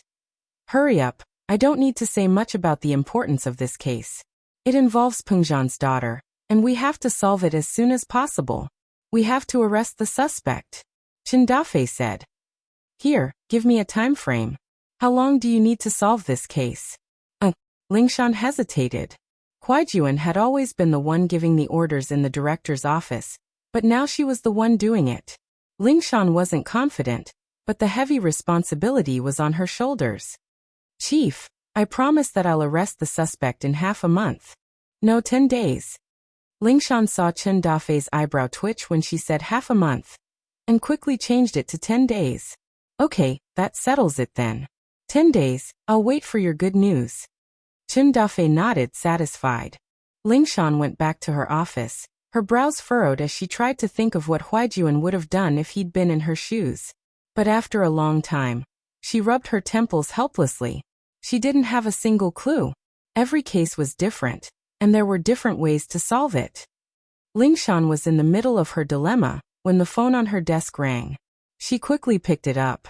"Hello, Criminal Police, Ling Shan." Chapter 115. No flirting. "Alright, I'll go right now." Ling Shan's heart was set.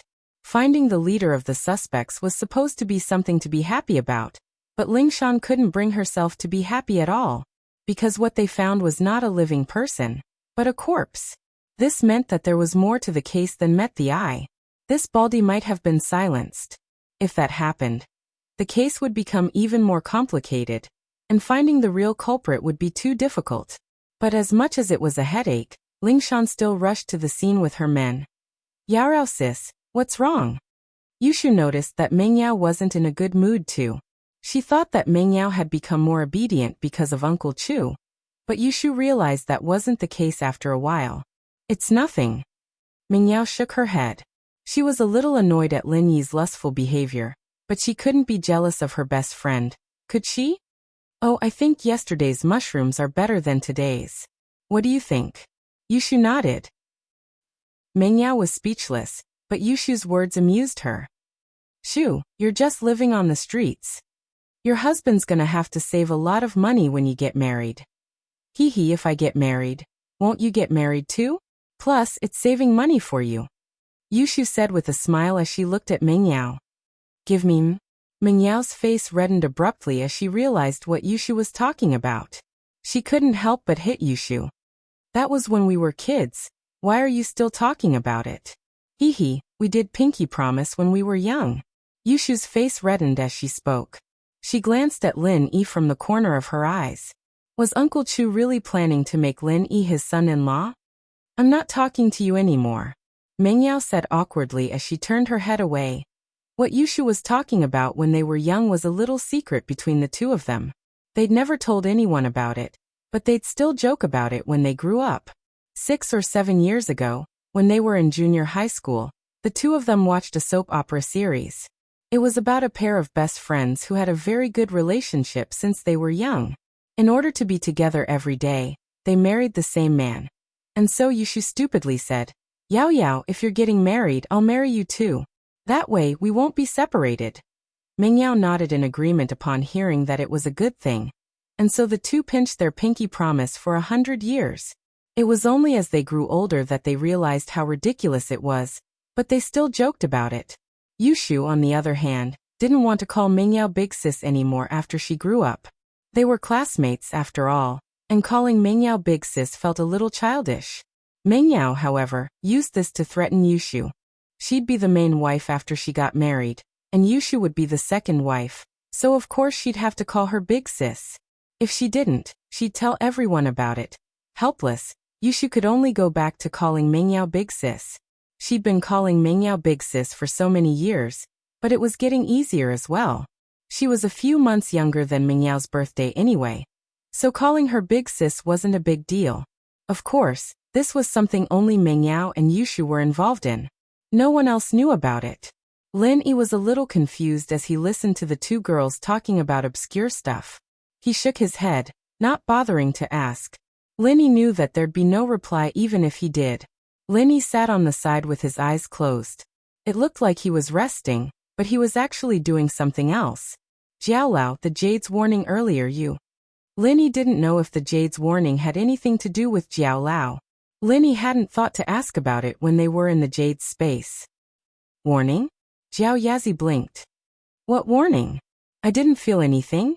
You didn't feel anything. Lin Yi blinked. Just now, the moment the chandelier was about to fall, I felt the Jade sending me a signal of danger. It's the same signal that warns me every time I'm in danger. To be honest, I didn't feel anything, Jiao Yazi said after some thought. Nothing special had happened before. Then, is this the Jade's own power? Lin Yi knew that Jiao Lao wouldn't lie. If he said he didn't feel anything, then that meant he didn't feel anything. It's possible. I told you, this Jade was left behind by my grandmaster. I don't know what other powers it has, so you'll have to find out for yourself. Or you can open the stone door to the cave, and you'll find something new. Jiao Yazi explained. All right, Lin Yi said helplessly. It seemed like Jiao Lao didn't know about the Jade's speciality. The training space might just be one of its functions. The car stopped in front of the villa, and Lin Yi, Meng Yao, and Yushu left after dropping them off. Evidently, Pengzhan still had to go back to deal with the chandelier. Lin Yi. Meng Yao turned to look at Lin Yi all of a sudden.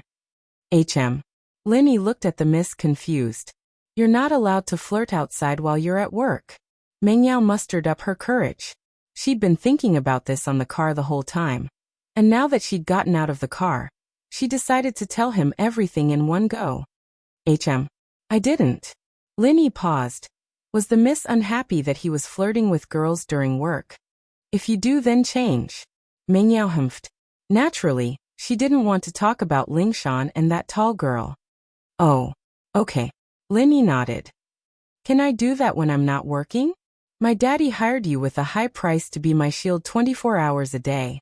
There's no time when you're not working. With that, Meng Yao turned around and left with Yushu. Ugh. Fuck. Lin Yi smiled bitterly.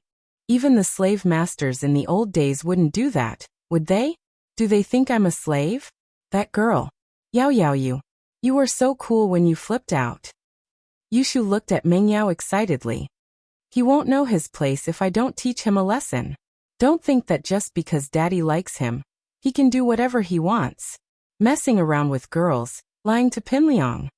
Mengyao didn't know what she was trying to explain. Chapter 116. Lingshan troubled ahem. Huh. Mengyao almost fell to the ground. Boyfriend? Living together? Was this Shu trying to piss her off?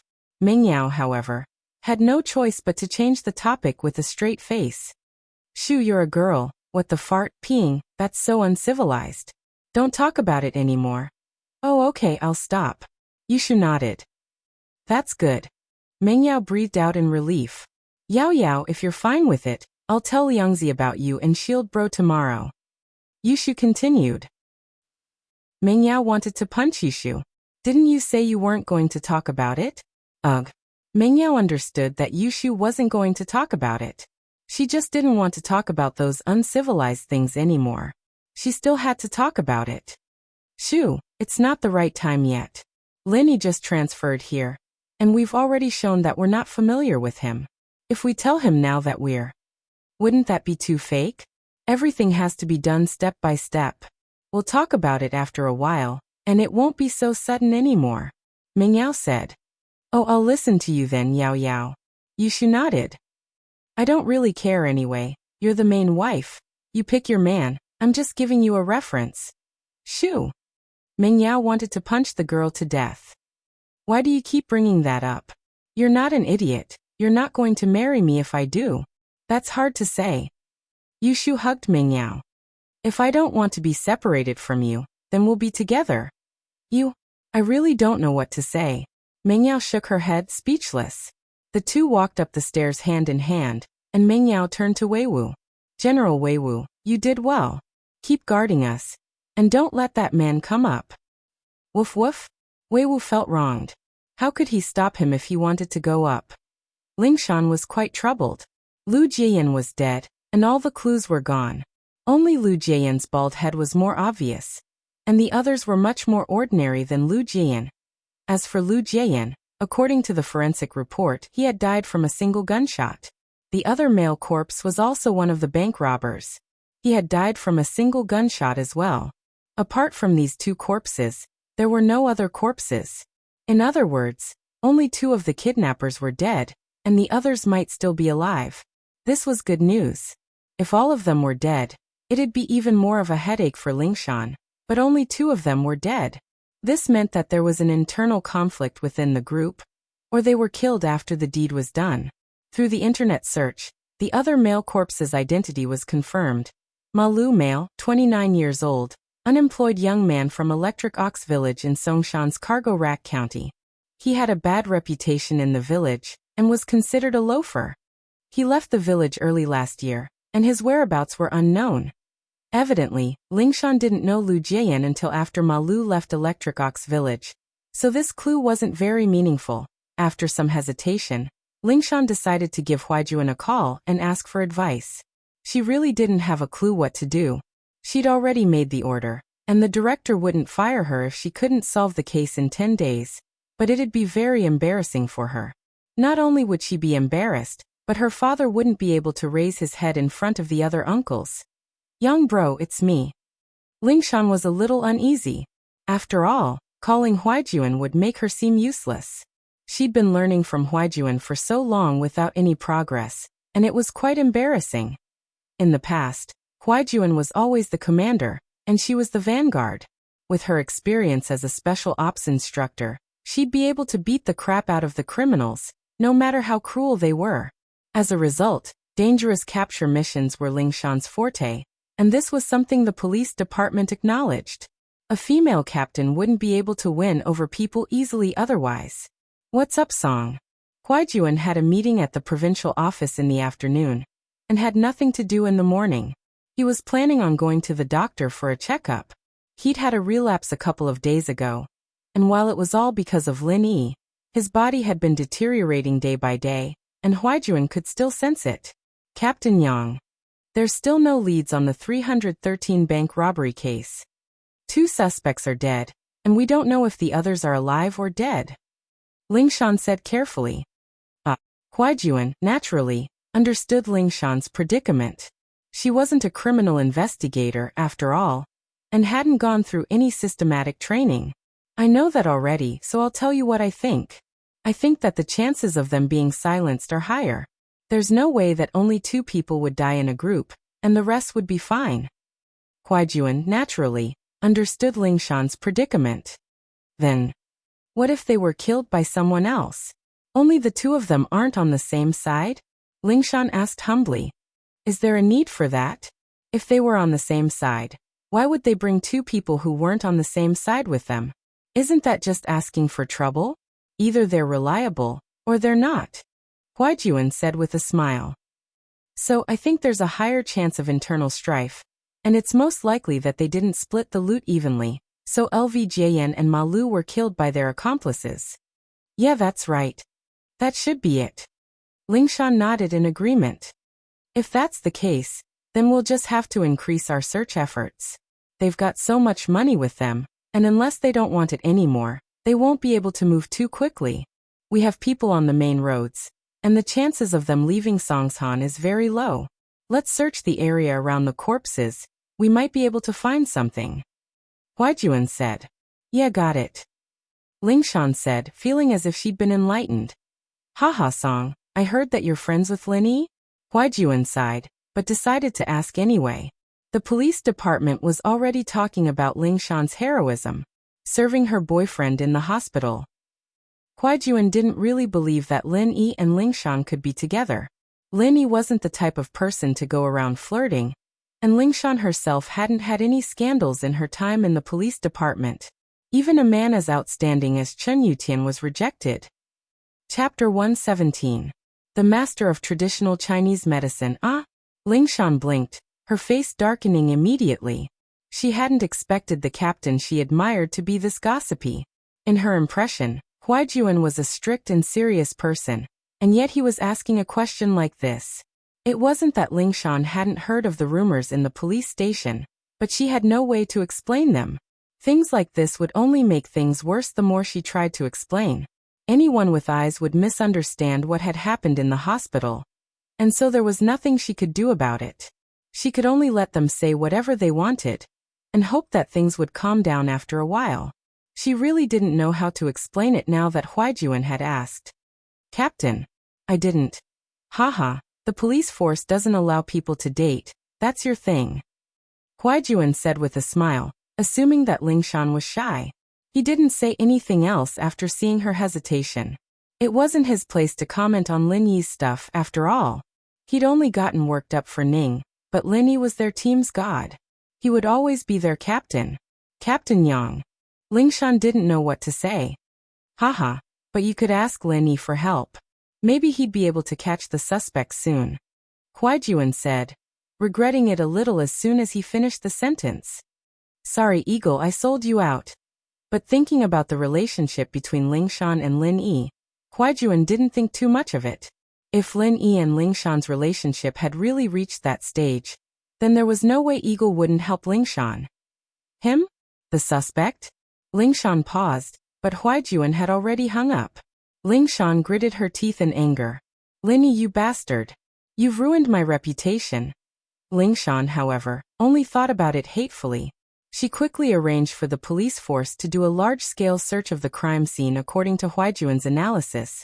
Huaijuan, on the other hand, quickly drove to Songshan's Medicine University after hanging up. Songshan Medical University was one of the most famous medical universities in the country. It even enjoyed a certain level of prestige in the world. Many foreign students came here to study traditional Chinese medicine for no other reason than the director of the School of Chinese Medicine, Guan Xuemin. Guan Xuemin enjoyed a high reputation in the medical world. He was a leading figure in the field of TCM. Although the Guan family was not a prominent family, with Guan Xueming's presence, the Guan family had become one of the prominent families. Who dared to say that they were not sick? Who would dare say that they wouldn't be able to get Guan Xuemin's help? Therefore, even though the Guan family had only started to develop in the past 10 years, it was not inferior to those big families at all. It was just that his foundation was still shallow, but it was not a big problem. Who would go against the Guan family? Going against the Guan family was the same as going against the other great families. Huaijuan's family, the Yangs, was also one of the big families. It was normal for them to ask Guan Xuemin to treat them. Guan Xuemin rarely went to class anymore, and only gave a weekly lecture to the students of the School of Chinese Medicine. His lectures were targeted at the students of the School of Chinese Medicine, but many students from other faculties came to listen to his lectures as well. One reason was because of Guan Xuemin's reputation, and the other was because Guan Xuemin really did have something useful to say. Guan Xuemin lived in the family area of the school, in a private villa area. The people living here were all the leaders of the school, as well as the famous professors of the school. Huaijuan was driving a police car, but he was still stopped when he entered the villa area, and was only allowed to pass after a careful registration. After all, there were many national-level academicians like Guan Xuemin, and some even had international titles. He parked the car in front of Xuemin's villa and got out. He was just about to ring the doorbell when the door opened at that moment, and a pretty girl walked out. She paused when she saw Huaijuan, a smile forming on her face. "Young bro, you're here for Grandpa. Xian, going to work?" Huaijuan guessed that Guan Xian was going to work, judging from her neat and tidy attire. "Yeah."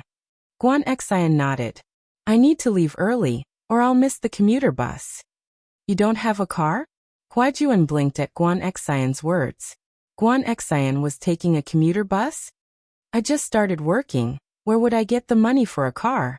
Guan Xian smiled. "Young bro, Grandpa has a guest. You'll have to wait for a while after you go up." "Alright, go then. Don't be late." Huaijuan nodded to Guan Xian. He could tell that Guan Xian wasn't relying on her family. It was rare to see rich girls like her, and even Lingshan had her own private car. Guan Xian didn't lock the door. She was familiar with Huaijuan, and knew that he wasn't a bad guy. Huaijuan didn't ring the doorbell again, and went straight upstairs. He saw Guan Xuemin taking the pulse of an old man in the living room, a middle-aged man and woman standing beside him. "How's my father, Elder Guan?" the man asked carefully as he looked at Guan Xuemin. "Not too good. It's very serious." Guan Xuemin didn't mince words as he spoke in front of the old man. "His heart muscle's been deteriorating, and it's almost impossible to cure it. Regular acupuncture should be able to keep it under control." The old man evidently knew his condition well, and didn't react too much to Guan Xuemin's bluntness. The middle-aged man, on the other hand, was a little anxious when he heard that Guan Xuemin could keep it under control. "Can it? That's all right. It'll be fine as long as it doesn't worsen or act up." He'd seen a lot of doctors, but none of them had been able to do anything about it. He'd come to Guan Xuemin's place out of curiosity, but hadn't expected to find a solution. "That's not a problem." Guan Xuemin nodded. "Acupuncture once a week can keep it under control for a week, and if it's done well, another 10 years shouldn't be a problem." "Another 10 years?" The old man was quite happy to hear Guan Xuemin's words. 10 years is a lot of things we can do. Then we'll have to trouble you, Elder Guan. We live in Yanjing, and as for the weekly acupuncture, we'll pay for the treatment fee, and we'll reimburse you for the travel back and forth." The middle-aged man said. "I don't have the time. The acupuncture has to be done here." Guan Xuemin rejected the offer mercilessly. He had his own rules when it came to treating patients, and he didn't have to do it himself. The middle-aged man was in a difficult position. His father was already so old. Wouldn't it kill him to go through the trouble every week? Chapter 118. A master doctor. You should find someone else.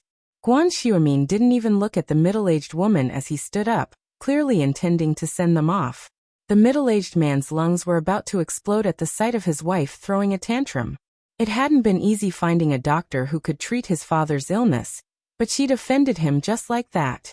Was Guan Xuemin an ordinary doctor? Did he lack money and even double the fee? The middle-aged man stomped his feet in anger, raising his arm and slapping the middle-aged woman across the face. "Shut up, Huiru." Huiru was dumbfounded by the slap. She covered her face and stared dumbly at her man, who ignored her and chased after Guan Xuemin. "Elder Guan, don't stoop to her level. Don't be angry, let's talk this through." The middle-aged couple was the middle-aged service workers Lin Yi had met in the business district. The man's name was Lu Tianyi, and the woman's name was Wu Huiru. Guan Xuemin was just a little angry, but felt that Lu Tianyi's words made sense. There was no need for him to stoop to the level of a woman who was throwing a tantrum. The patient was more important. And so he turned around and walked back. I'll stay here. Tianyi, you two go back to Yanjing. Elder Lu spoke up, not even looking at Huiru. It was clear that he was disappointed in his daughter-in-law as well. Dad, you. Lu Tianyi looked at his father worriedly. It's fine, you two go back to your work. This old man here is free, so I'll just treat it as a vacation. Rent me a house nearby, and I'll live here. It's close to Professor Guan, and the environment is pretty good. Elder Lu said with a smile and a wave of his hand. All right. Lu Tianyi knew that no one could change his father's mind. He took out his phone and dialed a number. Is this Principal Zhang? It's Lu Tianyi. My father's decided to live on campus. Please arrange a house close to Guan's house for me. All right, I'll be waiting for your news. Huaijuan had been trying to figure out who the old man and the middle-aged couple were. And he was even more surprised now that the middle-aged man was on the phone. This Principal Zhang was most likely the headmaster of Songshan Medical University, and Lu Tianyi was able to get him a house close to Guan Xuemin's house with just a phone call. This wasn't simple at all. One had to know that all the people living in the villa district were at least at the dean level, especially the high-end villas near Guan Xuemin's house. Xuemin's Guan Xuemin Guan's house. Xuemin turned to Huaijuan after he was done with Elder Lu. Yang, you're here. Take a seat. We'll talk when we're done here. You can go watch TV or surf the internet for a while. All right, Grandpa Guan. Don't mind me. Go do your thing. Huaijuan and Xuemin were quite familiar with each other by this point, and he didn't bother with formalities. He sat down in front of the TV and switched channels. Xuemin, on the other hand, was arranging Elder Lu's treatment plan. Lu Tianyi was ready to leave with his father the next day. Right, Elder Guan? Do you know a young doctor who's really good at massaging? He's an Eastern medicine practitioner, right? Lu Tianyi was reminded of Lin Yi all of a sudden. As far as he was concerned, Lin Yi's massaging techniques were very advanced. If he were to cooperate with acupuncture, the effects would be even more obvious. Lin Yi's miraculous massaging techniques were still fresh in Lu Tianyi's memory. There was a saying that age didn't determine one's ambitions. Massaging techniques are good? Xuemin blinked. You mean Eastern medicine? I think so. Tianyi nodded. We were shopping in the business district the day before yesterday when my father got sick all of a sudden. We didn't have any medicine at the time, and it was at a critical juncture when a young doctor gave him a massage. My father recovered very quickly. Massage? Just a massage can cure angina pectoris? Xuemin was even more astonished.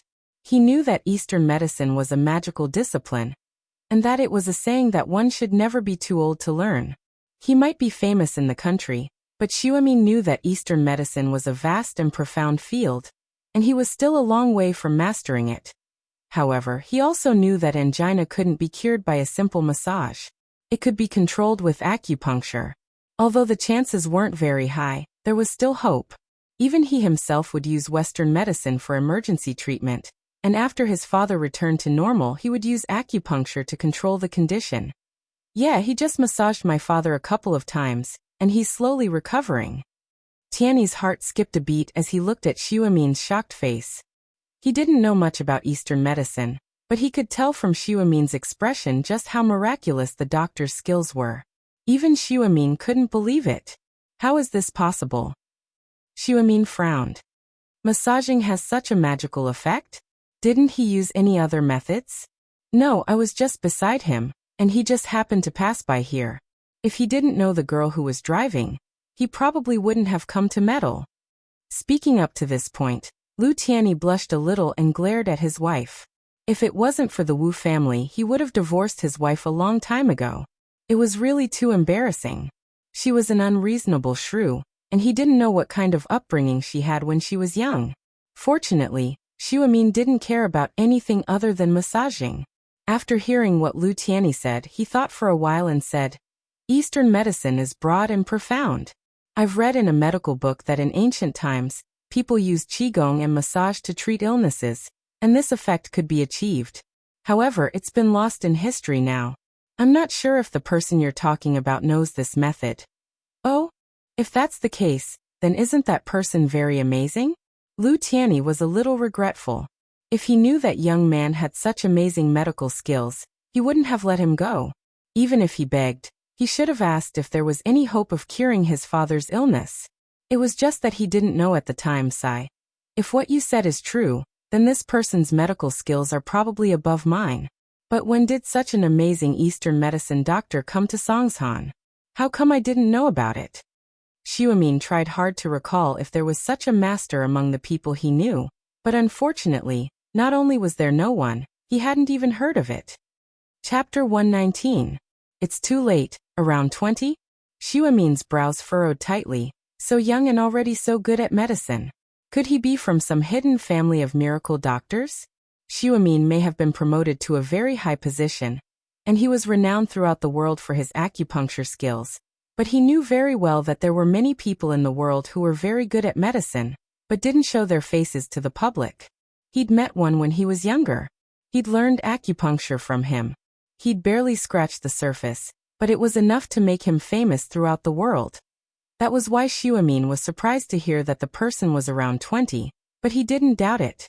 The master he'd met back then wasn't that old as well?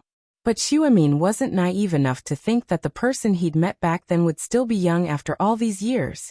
Plus, Lu Tianyi had said that the person was around 20, but the person he'd met was at least 30.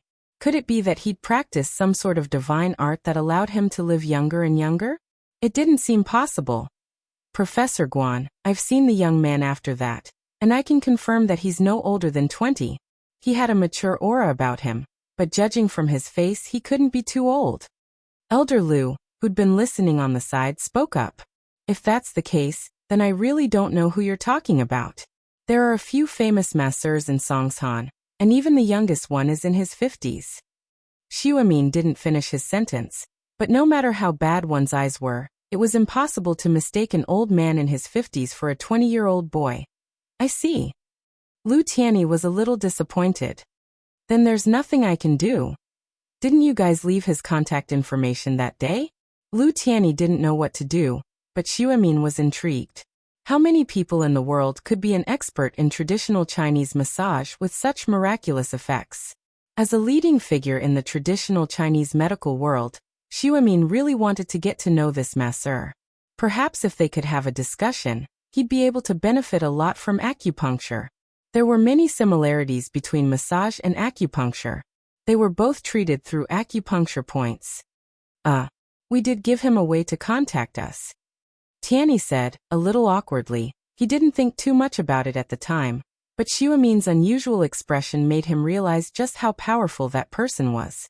My father told him to contact us when he's in Yanjing. Guan Xiumin smiled, but there was a hint of disdain and indifference in his smile. If an ordinary young doctor knew old man Lu's identity, he would probably think of ways to curry favor with him, right? However, to a person with superb medical skills who lived in seclusion, this was nothing. If a 20-year-old lad wanted fame, wealth, and status, he could make a name for himself just by relying on his superb massage skills. However, he had never heard of such a person. It was obvious that he didn't care about fame and fortune. This was very rare for a 20-year-old young man. Guan Xiumin thought back to when he was young. After receiving the guidance of that expert, he too wanted to make a name for himself. Guan Xiumin couldn't help but feel ashamed. This was a real expert. It would be strange if such an expert would take the initiative to contact old man Lu. Lu Tianyi didn't notice anything, but although old man Lu was old, he was very shrewd.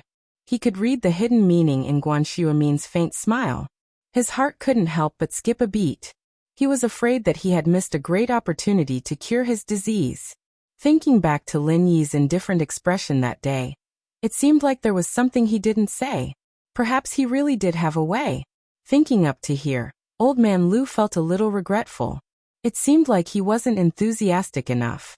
That day, it was obvious that Lin Yi had a grudge against his family because of Wang Xinyan. He saved him only because he didn't want his friend to be implicated. If he contacts you, please inform me, Mr. Liu. Thank you. Guan Xuemin didn't have a choice. In the current situation, he could only hope that the expert would call the Lius on a whim. It was only then that Tiany's heart skipped a beat. Guan Xuemin said, "Trouble twice in a row." This kind of tone was something that they had never heard before since they entered the room. The Lius were powerful, but Guan Xuemin didn't need anything from them. On the contrary, all the noble houses had things they needed from Guan Xuemin. The Lius wouldn't put on airs in front of Guan Xuemin. This was also why he slapped his wife earlier. Was Guan Xuemin someone you could yell at? If word got out, the other noble houses would laugh their heads off. They'd say that the Lius were idiots for offending a miracle doctor. But Guan Xuemin had said trouble twice in a row for a mere doctor. No matter how stupid Lu Tianyi was, he knew how important that doctor was to Guan Xuemin. Back then he sighed. Alright, of course. Lu Tianyi was a person of high status. Although he regretted it, he didn't show it on his face. He spoke politely to Guan Xuemin. Alright. You guys prepare a place to stay then. We'll start the acupuncture tomorrow. Guan Xuemin nodded and stood up, indicating that he was sending them off. Alright, Professor Guan. We'll be on our way then. Lu Tianyi said as he helped Elder Lu down the stairs with Wu Huiru, who was covering her face with her hands. Guan Xuemin didn't send them off. He turned to Huaijuan instead. Young, there's no rush, right? No, Grandpa Guan, those people were. Huaijuan hadn't seen this family before, and it seemed like they weren't locals. Especially since that Lu Tianyi mentioned something about Yanjing. Oh, Yanjing's house, Lu, a big house. The doctor's elder is Lu Zhenhu, he's 80 this year. He's in good health, but he's sick. Guan Xuemin and Huaijuan started talking about the Lus. The two were quite familiar with each other now. So it's Yanjing's house, Lu. No wonder they could get the principal to prepare a house with just a phone call. Huaijuan smiled. Let's stick to the old routine. Acupuncture won't have much effect on you anymore, but it's better than nothing.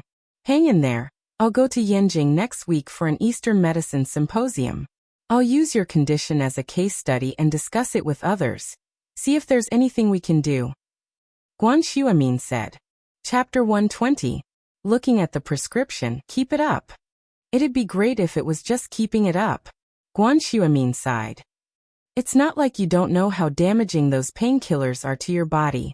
Over time, let's not even talk about whether they're still effective or whether your body will develop resistance to them. Even if they don't, you'll still be worn down by the side effects of those painkillers. Right. Huaijuan remembered something all of a sudden when Guan Xuemin mentioned painkillers. The prescription Lin Yi gave him. He'd gone to the pharmacy with the intention of giving it a try that day. He'd boiled the medicine a couple of times when he couldn't sleep, and the effects were truly miraculous. His body didn't hurt after a while, and he slept all the way until dawn, feeling indescribably refreshed. It was a hell of a lot better than using painkillers in the middle of the night, and having to use them again. Huaijuan wasn't expecting Lin Yi's prescription to be this effective, either. He'd been drinking the medicine for the past couple of days, and the pain had been under control. As expected of an eagle, a godlike existence in the team. Huaijuan couldn't help but sigh at his own inferiority. It wasn't just him. Everyone in the team who'd fought alongside Lin Yi before was impressed. No one was jealous of their goddess infatuated with Lin Yi, because they felt that it was only natural. It couldn't be any more normal than that. Huaijuan remembered the prescription Lin Yi gave him when Guan Xuemin mentioned the painkillers. He hesitated for a moment, deciding that Lin Yi wasn't going to tell anyone about it. Lin Yi was probably on a special mission right now.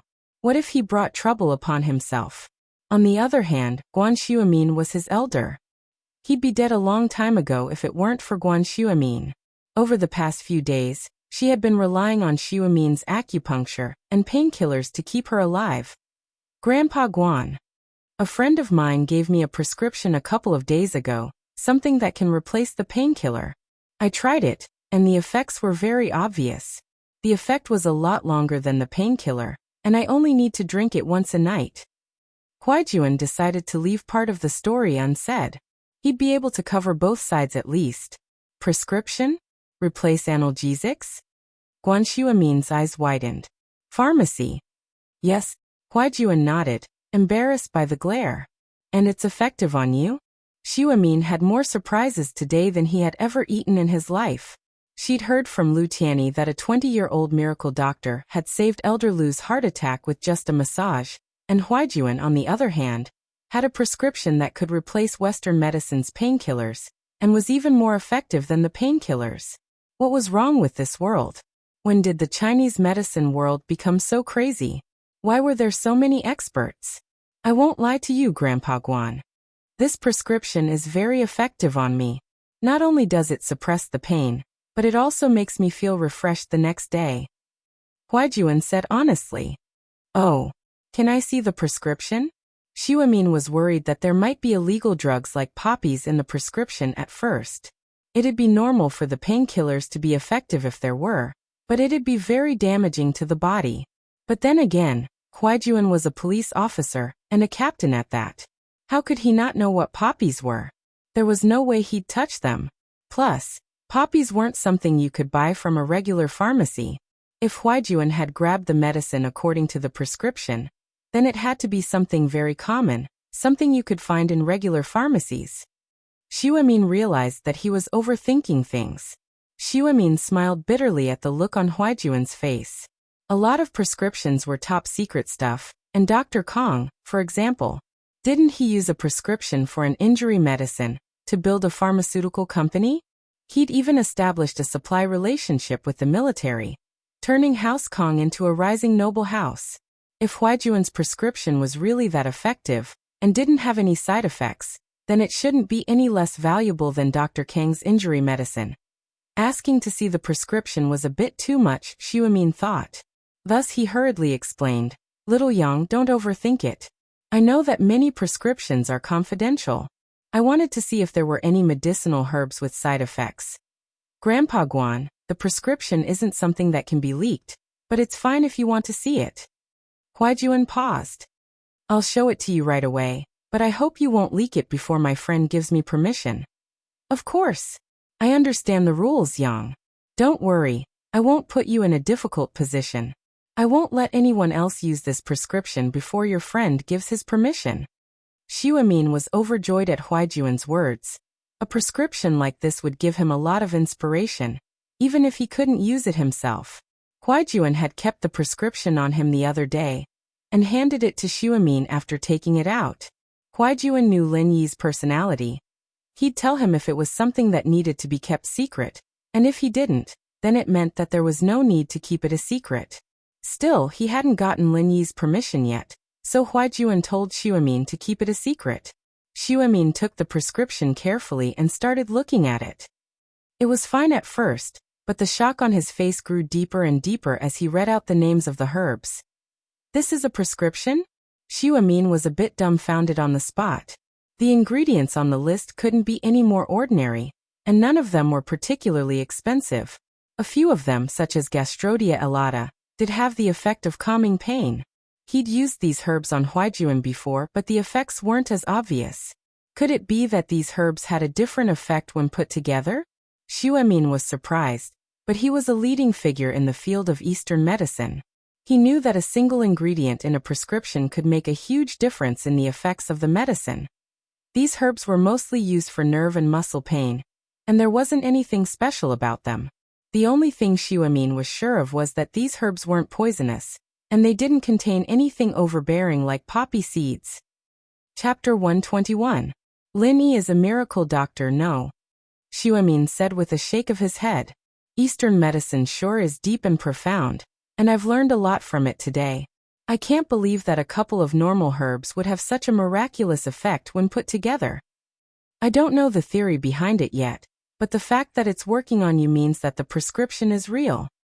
Then I can take it without worry? Huaijuan's decision to take the medicine without hesitation was entirely due to his trust in Lin Yi. Who wouldn't trust a man who'd entrust his back to Huaijuan on the battlefield? What could he possibly do to him? Huaijuan, however, couldn't help but be shocked at Xuemin's affirmation of the prescription. The fact that Xuemin was saying this was proof of how miraculous the prescription was. Of course, the person who gave you the prescription must be a big shot in the Eastern medicine world, right? Xuemin sighed. Of course, I'm not trying to find out his name, but I'd like to meet him and ask him some questions if I have the chance. Grandpa Guan, I'll pass on your message if I see him again. But, Huaijuan said, troubled. I understand. It's fine if he doesn't want to see me, haha. I know my place at least. Miracle doctors are pretty busy after all. Xuemin said, understanding. Miracle doctor? Huaijuan almost faint. Lin Yi was a miracle doctor? He knew that Lin Yi was a god of war on the battlefield, but he didn't know that he was a miracle doctor. The medicine he'd brought back from his hometown was quite effective, but that didn't make him a miracle doctor, did it? All right. I'll pass on the message. Huaijuan nodded, not in a position to say anything else. That's good, Yang. You look like you're in good spirits. Evidently the prescription is working. It looks like it won't be a problem if your body doesn't develop a resistance to the medicine. Xuemin had been observing Huaijuan ever since he'd entered the room. Traditional Chinese medicine was all about observation, and this observation referred to the patient's expression, complexion, body shape, posture, and tongue, in order to detect any abnormalities in the internal organs. Traditional Chinese medicine practitioners had gradually come to realize that the external organs of the body, especially the face, tongue, and tongue coating, were closely related to the internal organs. If there were any changes in the yin, yang, and blood of the organs, it would definitely be reflected on the surface of the body. Just as the spiritual pivot, internal organs chapter says, look at the external response to understand the internal organs, then you will know the illness. The divine physician of this generation, Bian Ke, was able to determine Kai Huangong's condition through looking. Bian Ke left after looking at Marquis Huan, which meant that Bian Ke knew that Kai Huangong was beyond saving with just one look, and left immediately. Guan Xuemin wasn't at Bian Ke's level yet, but Huaijuan's complexion was noticeably better than before. Guan Xuemin could tell that it was the result of the herbal medicine. Then I can stop using the painkillers? Huaijuan wasn't expecting his miraculous captain to give him yet another big surprise. Of course you can stop that. You don't even need acupuncture. Guan Xuemin said. In the past, acupuncture was only to help you refresh your mind, stimulate your nerves, and relieve the damage caused by the painkillers. But now it's no longer necessary. You're full of energy, so you don't need me anymore. Grandpa Guan. That's not what I meant. Huaijuan panicked. My friend's prescription. Huaijuan was having a hard time explaining himself. He was afraid that Guan Xuemin would think otherwise.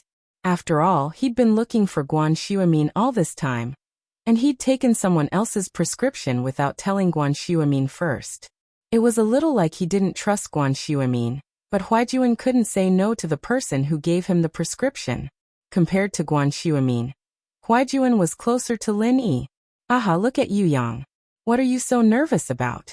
I'm more than happy that you're able to find a better miracle doctor to treat you. There's no need for me to not give you acupuncture. Guan Xuemin explained with a smile, seeing through Huaijuan's thoughts. Plus, like I said, I'm happy enough to meet someone as powerful as him. I'm just an apprentice before him. Why would I be unhappy about something like this? I see I've been thinking too much. Huaijuan sighed in relief. I'll pass on your message, Grandpa Guan. But I can't decide if he wants to meet me or not.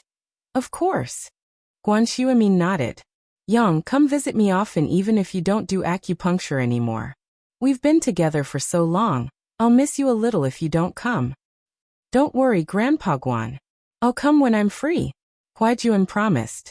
Huaijuan decided to go talk to Lin Yi after leaving Guan Xuemin's villa. He wanted to talk to him about Guan Xuemin, as well as the prescription. He'd given it to Guan Xuemin on his own accord. Lin Yi made an assorted fried rice with the leftovers from Peng Zhan's banquet in the morning, taking a bite and leaving the rest for Meng Yao and Yushu. He went back to his room and took the medicine he'd brewed for Huaijuan, planning to give it to him when he had time today. There was a saying that went like this. After eating Lin Yi's fried rice, Meng Yao didn't give Lin Yi a hard time at all. Instead, her face was blushing red, surprising Lin Yi. Did the girl change her policy? Was she trying to mess with him now that she couldn't kick him out? After all, he'd gotten into a little misunderstanding with Meng Yao before. She drank a soda with his saliva on it, And while it wasn't a big deal to him, it was a little serious for a conservative girl who'd never had a boyfriend before. As a result, Linny understood Mingyao's attitude towards him. It wasn't a big deal. Yushu, on the other hand, was looking at things from a bystander's point of view. And that was why their relationship was different. Linny, you're not eating? Mingyao asked as she looked at Linny, who'd just come out of the room. I've already eaten, you guys eat. Linny said, changing back into his uniform. Oh, why were you wearing your uniform again? Where's the clothes I bought you yesterday? Mingyao frowned as she looked at Lin Yi's uniform. The school didn't force students to wear uniforms after all. It wasn't as strict in high school as it was in elementary school. Students from slightly better families wouldn't wear uniforms all the time. Chapter 122. The beautiful times at school. I think it's pretty good. I'll change back if you don't like it. Linny didn't really mind. He just wanted to experience the life of a student. An era that used to be so far away from him. Now that it was within his reach, Linny wanted to immerse himself in it as much as he could. There was no toil like back home, no nervousness and danger on the battlefield, no fear of missions. Everything was so peaceful, and Linny was starting to like his current life a little. Why hasn't the girl from the next class passed by my window yet? The snacks in his mouth, the manga in his hand, the first love in his heart. Linny always felt that the life in the song was so far away from him, that he and the character in the song were people from two different worlds. Thinking about it, the beauty from the next class passing by his window. Then a little flirting. That should be pretty good, right? As a result, Linny would always read novels about rebirth to reminisce about the past. For example, there was a novel called Fishman 2 called Very Pure Very Flirtatious Prequel. There was this kind of pure school life in the novel, and Linny could reminisce about it. If the miss and her employer, Pengzhan, didn't object, he could try a pure relationship, like with Tang Yin, or with Yushu. Why was he thinking about this bad girl? Linny glanced at Yushu. He had to admit that Yushu was pretty, and had a great body as well. But the problem was that she was the miss' best friend. He decided to let it go, or the miss would really flip out. Oh. What does it have to do with me whether you change or not? What do you mean I don't like it? Do whatever you want. Mingyao was a little pissed off at Lin Yi's words. Any other guy would have been more than happy to wear the clothes she bought for him every day, but Lin Yi. Mingyao wanted to say that she liked it when he wore yesterday's clothes, but the words turned into the miss pride and self-esteem. She sighed deeply in her heart, blaming herself. She wasn't as tough as Shu, daring to say anything she wanted. I'll wear it tomorrow then. Linny said with a smile. Yeah, Yao Yao told me last night that you look really good in casual clothes. Yushu interrupted. Shu. Mingyao was about to explode. She'd thought that Yushu was the tough one, but this slip of the tongue ended up leaking the contents of their conversation last night. Linny, on the other hand, looked at Mingyao surprised. He didn't expect the miss to be honest at all. Li Fu's car stopped in front of the villa as they were talking, and he honked twice. Mingyao and Yushu put down their chopsticks, grabbed their bags, and made their way to the villa. Linny looked at the leftovers on the table. He didn't need to be cleared up right away. Linny said. Lin Yushu Linny. Linny picked up his bag and left the villa as well.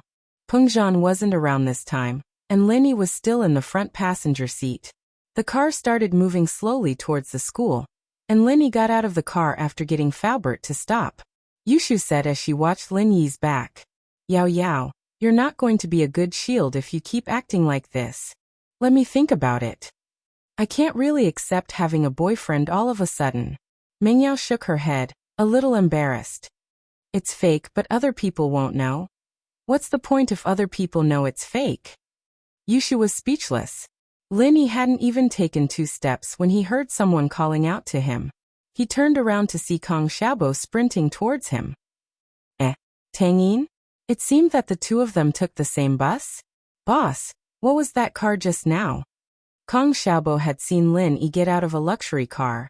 He wasn't able to see what the car was from a distance, but it looked like it was at least 1,000,000 yuan. Oh, a friend's. He was passing by, so he gave me a ride. Linny said faintly. Mingyao didn't ask him to say anything, and Linny wouldn't say anything. It was better this way. He was still thinking about developing a pure relationship, and if people found out that he was the Miss Follower. Oh, it looks like a pretty cool car, Kong Xiaobo said, a little envious. He suddenly slapped the back of his head and lowered his voice mysteriously. Boss, guess who I took the same bus with today? Tang Yin. Lin Yi said. Ugh. Kong Xiaobo blinked. How did you know? Wasn't she not far behind you? Lin Yi smiled bitterly. I'm not blind. Ah, it was supposed to be something exciting, but now that you put it like that, it seems normal? Kong Xiaobo's face was gloomy. I wasn't excited at first, Lin Yi said. Tang Yin's a little prick. Whoever messes with her will be unlucky. What did you say, Lin Yi? Tang Yin saw Kong Xiaobo, Lin Yi's follower, the moment she got on the bus, but she didn't pay attention to him. When he got off the bus, she saw that he had bumped into Lin Yi, so she focused her attention on Lin Yi. Tang Yin saw the scene of Lin Yi getting off the luxurious car. She snorted at his explanation to Kong Xiaobo that it was a friend's car. Wasn't he just a rich young master pretending to be poor at school? He was wearing high-end casual clothes yesterday, and today he was wearing a school uniform. Humph. Tang Yin thought that Lin Yi was a hypocrite. When she heard Lin Yi and Kong Xiaobo talking about her, Tang Yin's ears perked up. It wasn't until Lin Yi started talking about her that Tang Yin subconsciously blurted out. She regretted it after saying it. She didn't want to have too much interaction with Lin Yi. Tang Yin didn't deny that Lin Yi looked manly, but it didn't mean that he was manly. It was a unique charm, and Tang Yin wasn't blind. She was much stronger than Zhou Ruoming. But Tang Yin understood that rich young masters like him treated women like toys. She'd seen too many examples of this. Her childhood playmates were one of them. Tang Yin felt a wave of sadness and helplessness every time she thought about her boyfriend abandoning her, who asked her family to be the weaker group. She couldn't just go to the young master's house and cry, could she?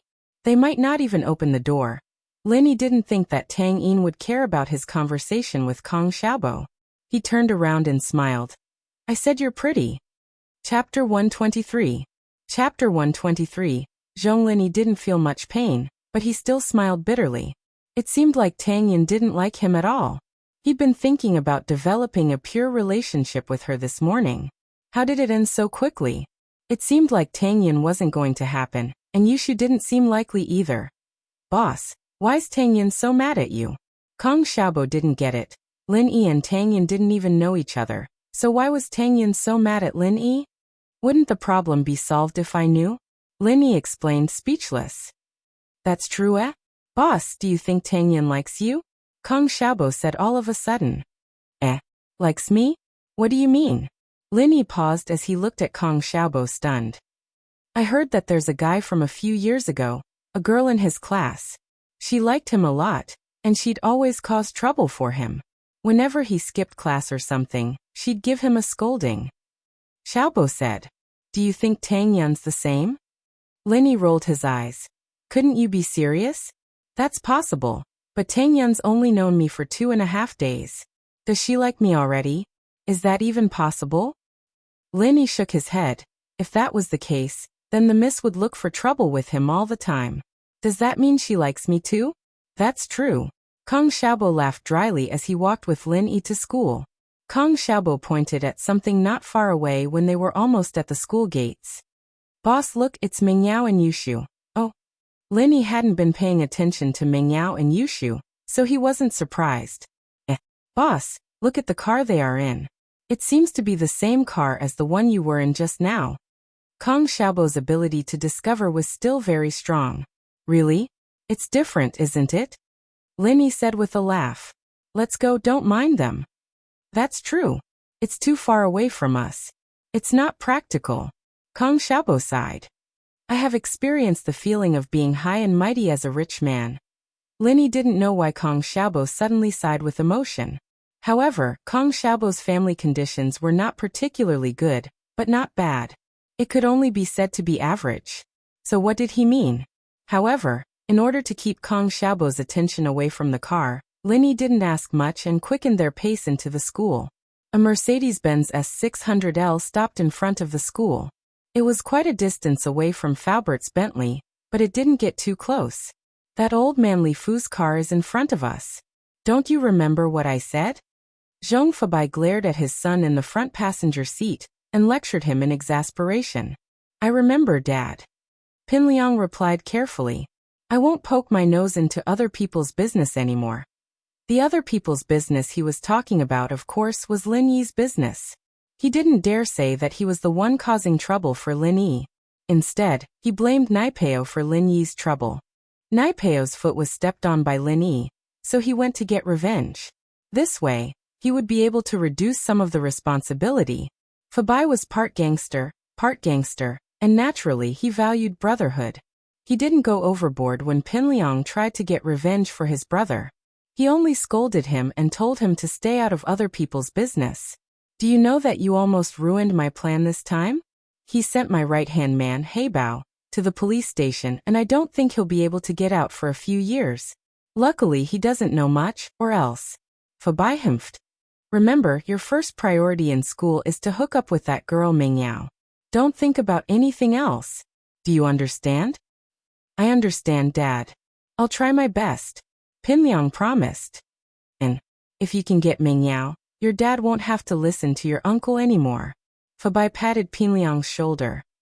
All right, go. Hurry up and do it before that old fox Pingzhan can react, or it'll be too late. Fabai wasn't an idiot. He did have some power in Songshan, but it was nothing compared to Pingzhan.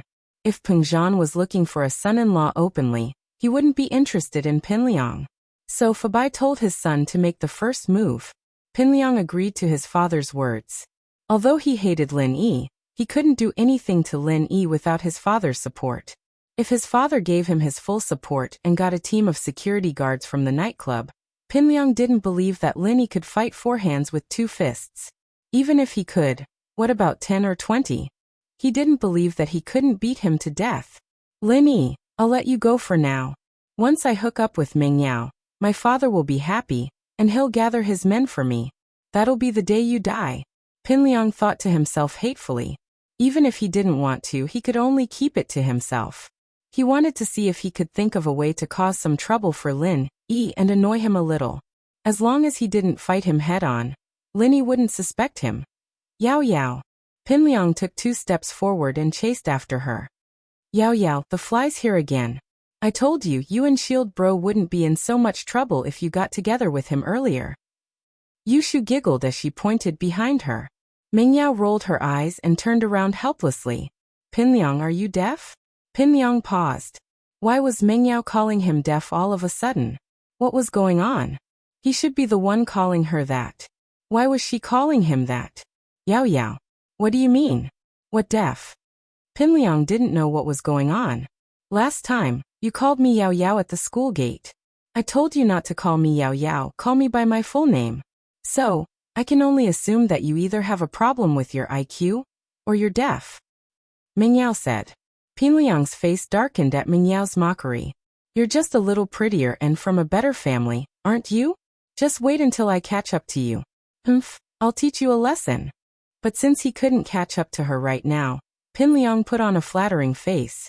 Haha, isn't my uncle and Uncle Chu's colleagues? We're old friends, so I was thinking of calling you Yao Yao. Oh, you can call me whatever you want then. Ming Yao really couldn't be bothered with him anymore. Pin Liang was overjoyed at Ming Yao's words. Did this mean that Ming Yao agreed to let him call her Yao Yao? Chapter 124. To his door, Pin Liang took in a deep breath and clenched his fists as he watched Ming Yao and Yushu leave. What was so bad about him? Why didn't Ming Yao like him? What are you thinking about, Liang-yi? Pin Liang was still sulking when someone tapped him on the shoulder. He turned around to see Zhou Ruoming. Oh Ming bro, it's nothing. Pin Liang wasn't going to spill the beans. Oh. Zhou Ruoming couldn't be bothered to ask Pin Liang about his stupid stuff. He had something else to talk to him about. Liang-yi, I need to ask you something. That Lin Yi from your class. What's his background? Zhou Ruoming hated Lin Yi to the bone, even more so than Pin Liang. He'd been so close to hitting on Tang Yin that Friday, forcing her to make a choice, but Lin Yi had ruined it. It pissed Zhou Ruoming off. But he didn't dare do anything rash. He didn't dare say anything after getting slapped by Lin Yi. What happened with Heibao Bro had left Zhou Ruoming in shock. He wanted to see how Pinliang's family was going to handle this. As a result, he didn't go after Lin Yi straight away. He came from a wealthy family as well, but his business wasn't as big as Fabai's. His brother, Zhou Ruoguang, was a gangster boss in the North District, and his underlings were ruthless. But to his disappointment, House Xiong didn't do anything after a few days, and Heibao Bro wasn't even fished out after being arrested. He was probably going to be sentenced. Zhou Ruoming was a little puzzled. Just what kind of background did Lin Yi have? Lin Yi, huh? Just a laborer. Pinliang said disdainfully. It never crossed his mind that his father was a laborer, and he was looking down on his father as well. Laborer? Zhou Ruoming thought that his ears were screwed up. How was it a laborer? A laborer studying in high school? What kind of joke was that? He's a transfer student. I heard he's from the mountains. He was wearing rags the first day, like a laborer. Pinliang's eyes lit up as he explained. He suddenly realized why Zhou Ruoming was asking about Lin Yi. Was he going to make a move on Lin Yi? He hadn't heard anything about Zhou Ruoming and Lin Yi. Is that so? Then why didn't you seek revenge after suffering such a huge loss a few days ago? Don't bring it up. Pinliang shook his head with a bitter smile. Pinliang's Lin Pinliang's. Lin long ago Lin's dong master. Lin Yi didn't do anything. Let's not talk about it. Pinliang shook his head with a bitter smile. I called Heibao Bro out and got scolded by my old man. You know that my old man doesn't approve of me messing around in school. I'm not a match for that Lin Yi kid. He's from the countryside and he's really strong. There's nothing I can do to him. Pinliang could tell that there was something going on between Zhou Ruoming and Lin Yi, but he didn't know the details. That didn't stop him from adding fuel to the fire. He wouldn't object if Zhou Ruoming were to teach Lin Yi a lesson. I see. So you're saying that Lin Yi doesn't have much of a background? Zhou Ruoming was afraid that Lin Yi was from a powerful family. He'd be in big trouble if he messed with Lin Yi. I don't know. Why do you keep asking about this kid? Pinliang pretended not to understand what Zhou Ruoming was getting at. Oh, nothing. I'm just curious. Curious? Zhou Ruoming said. I'm leaving now. My bros are asking me to play basketball. Pinliang curled his lips. Curious? Curious my ass. But it seemed like Zhou Ruoming was going to make a move. That was good news. During the third period, Lin Yi and Kong Xiaobo walked out of the classroom when the dean, Wang Jifeng, walked over in a hurry. His face turned serious when he saw Lin Yi. Lin Yi, come with me. Oh, okay. Lin Yi knew that Wang Jifeng was pretending to be serious in front of Kong Xiaobo. Their relationship was a bit weird, but he couldn't expose it. He patted Kong Xiaobo's shoulder. Go to the restroom first, the dean is looking for me. Okay. Kong Xiaobo was a little worried, but he couldn't ask too much in front of the dean. He could only leave. After Kong Xiaobo left, Lin Yi asked, What's up, Dean Wang? It's like this. This is the case. Captain Yang of the police station's criminal police team is here. He has something to look for you. Wang Jifeng smiled bitterly. I think it's probably because of last week's incident. You should be careful. Don't talk nonsense. Just say that you don't know what he asks you. I will handle the other things for you on behalf of the school. Wang Jifeng took the responsibility for Lin Yi on his own accord. It seemed like he really wanted to build a good relationship with Lin Yi. Part of it was Lin Yi interrupting him the other day, but part of it was Pengzhan. Okay. Lin Yi knew that Huaijuan wasn't here because of last week's incident. It was most likely because the medicine he gave him was working, and the guy couldn't help but come looking for him. Still, the timing wasn't bad. If it were any other day, people would be suspicious if a criminal police captain came looking for a student out of the blue. But with last week's incident as a cover, no one would suspect anything. The two arrived at the dean's office, and Wang Jifeng pushed the door open. Captain Yang, I've brought Lin Yi here. But we have to make this clear. You can understand the situation, but I'll have to inform the principal if I want to take him away. Just to understand the situation. Huaijuan smiled. Don't worry, Dean Wang. He won't cause any trouble for your work. You see, maybe you should leave for now? If that's the case, you guys talk. Wang Jifeng nodded and let Lin Yi in. He then left the office and closed the door behind him. How was it? Did the prescription I gave you work? Lin Yi asked as he sat down on the sofa after Jifeng left. Eagle, you're amazing. The medicine works better than those painkillers, Huaijuan said excitedly as he punched Lin Yi, but Lin Yi dodged the punch without leaving a trace. Call me Lin Yi. Lin Yi corrected. Alright, Lin Yi is Lin Yi if you say so. Huaijuan didn't mind. The name was just a code. Lin Yi, there's something I need to apologize to you for. I've shown the prescription you gave me to the doctor who treated me, but he promised that he wouldn't tell anyone about it. Chapter 125. She's a bit careless, he wants to see you, but I haven't agreed yet. I just told him I'd try to contact him, Huaijuan said. I don't know what mission you're on, and it's not my place to ask. You don't have to see him if it's not convenient for you. Mission? Lin Yi smiled bitterly as he rubbed his nose. I really don't know what's going on with this mission. I don't even know where it's coming from. How could I not meet your savior? Of course I'll see him. Don't force it, Huaijuan said, touched. He knew that Lin Yi wasn't the type to get involved in other people's business, and Lin Yi wouldn't have the time to meet a stranger if it weren't for him. What's there to force it? I've got nothing better to do anyway, Lin Yi said with a smile. Plus, I have you as my backup. It'll be easier for me to do things in Songshan. Alright then, you set a time, Huaijuan said, not bothering to waste words with Lin Yi. There was no need for words of thanks, it'd be too cliché. Tomorrow? Tell Jifeng that he wants me to go to the police station to make a statement. I'll be able to get away that way. Otherwise, it'll count as me skipping school. I don't want to, Lin Yi said as he pointed at the door. Alright, I'll go talk to him later. Huaijuan nodded. It was a small matter. Oh, right, I forgot what I was supposed to be doing. I made you some medicine. Drink it when you get home. Your body'll feel a lot better after the first stage, and I'll give you the second stage medicine. You'll be back to normal in about 3 months, Lin Yi said. 3 months. Huaijuan froze as he stared blankly at Lin Yi. If it's fast, it'll take at least 2 months, Lin Yi said, assuming that Huaijuan thought it was too long. The herbal soup isn't too tasty, but you'll have to bear with it for 2 months. Lin Yi, you're not joking, are you? My body'll be back to normal in 2 months? Like a normal person? Huaijuan was getting a little excited. Seriously? The doctor said that it's already a blessing that my condition hasn't worsened, but I can actually recover?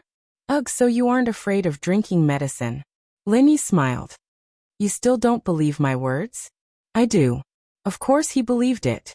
It's just too shocking. Huaijuan was truly shocked, but he trusted Lin Yi's words. On the battlefield, there had been many times when the enemy was about to catch up to them, but it was all because of Lin Yi's correct judgment that they were able to escape from danger, and then turn around and kill the enemy. Therefore, Lin Yi's prestige in the team was unparalleled. Lin Yi's words were also carried out by the team members without reservation. You brat! I'm afraid of drinking medicine? He did not even feel a bullet hitting his body, so why would he be afraid of drinking Chinese medicine? Are you mocking me? That's not necessarily true. I've seen some fearless people before, but they're afraid of injections in medicine. Lin Yi smiled. Come with me to the classroom later. I'll get it for you. Captain, you're so awesome. Huaijuan couldn't find the words to describe the joy he was feeling right now. He'd thought that every day of his life was worth it, and that he'd be able to live until the day the painkillers and massages stopped working. He'd be able to die at that point, but Lin Yi was able to cure it. Lin Yi was like a god in the team, but Huaijuan couldn't hide the shock he felt. Lin Yi definitely wasn't that old. If he wasn't wrong, he should be around the same age as Ning, 7 or 8 years younger than him. Yet he seemed to be able to do everything. Where did he learn all this from? To be honest, I kind of miss those days, the rain of bullets every day. Lin Yi said, a little emotional when he heard Huaijuan call him captain. Yeah, there's also Ning. Huaijuan stopped abruptly as he realized that Lin Yi's face had darkened at the mention of that name. Let's not talk about that. Lin Yi sighed. The past is the past. But Ning's still asking about you. Huaijuan said, his heart aching for Ning, but he didn't want to go against his captain's wishes. Then tell her that Eagle's dead. Lin Yi said faintly, a trace of sadness in his eyes. Indeed, he had already returned an identity. Every mission was a chance for him to be reborn. Once the mission was over, his life would come to an end. But Huaijuan was about to say something when Lin Yi cut him off. Just tell her that the next time you see her, Lin Yi said. Long-term pain is better than short-term pain. You know very well that we're not meant for each other, and I might die one day. You don't want her to be a widow, do you? Huaijuan lowered his head helplessly. Lin Yi was right. His life was more dangerous than his job as a police. Lin Yi was a god of war, but who could guarantee that a god of war wouldn't die? Then you and Song from our team, Huaijuan said, remembering Lingshan all of a sudden. Lin Yi's relationship with Lingshan was pretty ambiguous. Would you believe me if I said I had nothing to do with her? Lin Yi smiled bitterly. He didn't think that Huaijuan would have heard about what happened at the hospital. News traveled a little too fast. All right, I believe you. Huaijuan nodded. But from a professional standpoint, you two are quite a good match. She's always on the front lines, sticking herself to the most dangerous places. Haha, I can tell. She's a bit of a tiger. Lin Yi said with a smile. She's actually quite cute. What, you're not going to consider her? The age difference is too big, and she treats me like a big brother. Wouldn't it be dirty of me to have any thoughts about her? Huaijuan said with a smile. Plus my marriage. It's not up to me to decide. You know that now that I've transferred, my family's treating me as a part of their plan. They'll probably arrange a blind date for me next year or so. Let's go, I'll get the medicine. Lin Yi said as he walked towards the door. Huaijuan quickly followed. Wang Jifeng didn't go far. He waited quietly at the window at the end of the corridor. Seeing the door of the Academic Affairs office open, Wang Jifeng walked over quickly. Captain Yang, how is it? What's the matter? It's cleared up, it's nothing. Lin Yi was just defending himself. He'll go to the police station tomorrow to fill in his statement. Huaijuan said with a nod. I'm going to his class with Lin Yi to get some materials. You don't have to go, Mr. Wang. Chapter 126. Help solve a problem. Huaijuan sighed as he looked at the student-like captain. He'd always treated the guy like a god, but now he seemed more like a regular 12th grader than anything else. Once a day in the morning, noon, and at night. Microwave it, or not. There aren't many rules, and there aren't many taboos. Just don't drink. Lin Yi said as he handed a bag of medicine to Huaijuan. There were only 2 cleaning students in the classroom at the moment, and no one was paying attention to what Lin Yi had brought back. It's been a while since I've had alcohol, and my body can't handle it. Huaijuan said with a bitter smile. This should be enough for a week, right? Yeah, a week's worth. Lin Yi nodded. I'll see how your body recovers after a week, and I'll give you the right medicine. All right, I'll be heading back then. I can't thank you enough. Where should I pick you up tomorrow? Or school? Huaijuan asked. Let's meet at the school gates tomorrow. Park a little further away and we'll talk. Lin Yi said after a moment's thought. After sending Huaijuan off, Lin Yi turned around and headed to the washroom. He'd been planning on taking a piss when Jifeng stopped him, and it was only after Huaijuan left that he reacted to the need. He saw Tang Yin's silhouette flashing by the door with a basin of water in her hands as he walked past Class 9. She must have been on duty, but retracted her head the moment she saw Lin Yi. Lin Yi smiled bitterly. Did the girl think that he'd come to her class to peep on her? Why else would she be hiding? Lin Yi grinned at her. I'm going to the washroom. Tang Yin blinked as she watched Lin Yi walk away. She stomped her feet angrily. What the hell was he talking about when he was going to the washroom? This guy is definitely flirting with me. She really wanted to rush over and pour a bucket of dirty water on Lin Yi's head, but she didn't dare to. She dared to occasionally make small moves to attack Lin Yi, but she didn't dare to do something so out of line. After all, Lin Yi was a young master. If she angered him, he would disregard his previous pretense and do something out of line. Tang Yin wouldn't be able to react in time. Tang Yin waited until Lin Yi was close enough to the washroom before running over and pouring away the dirty water like a thief. She quickly filled up a basin of fresh water and ran back to her class. However, before he could take 2 steps, he bumped into someone. He lost his grip on the water basin and it flew out. Ah! Tang Yin lowered her head when she saw who it was. Mr. Wang? Do you know how to walk? Jifeng was about to explode. He'd wanted to come to class 5 to see if Lin Yi was alright, but Huaijuan was there, and it wasn't his place to ask too many questions. He decided to ask Lin Yi in private to make sure he wasn't in trouble. In the end, just as he reached the door of grade 12 class 9, a student in front of him splashed a pail of cold water on his face, making him look like a drowned rat. Mr. Wang, I'm sorry. Tang Yin didn't know what to do. She was the kind of good student who only cared about her studies. She'd never made a mistake like this before.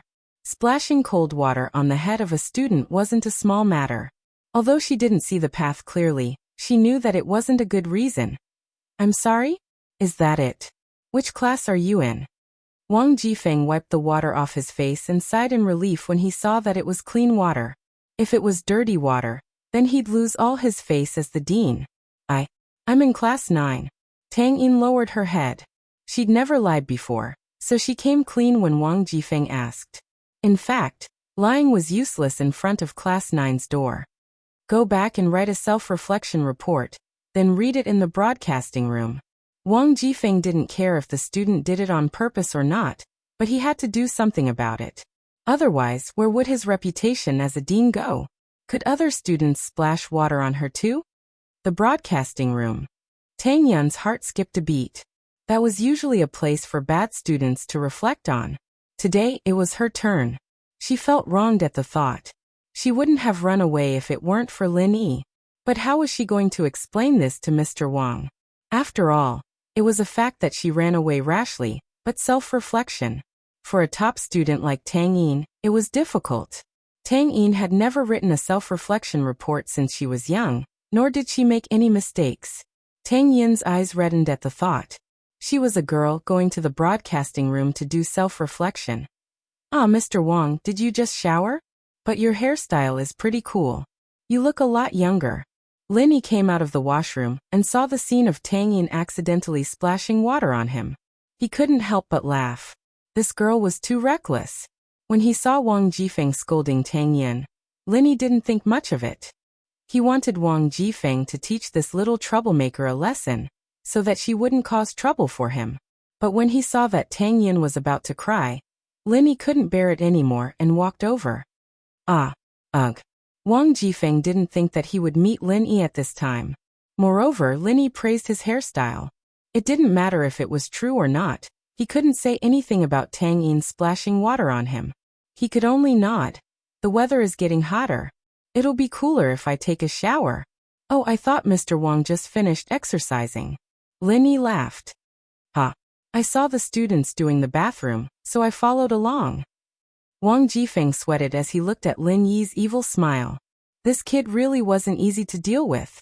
Sure enough, he knew everything that had happened that day. Oh.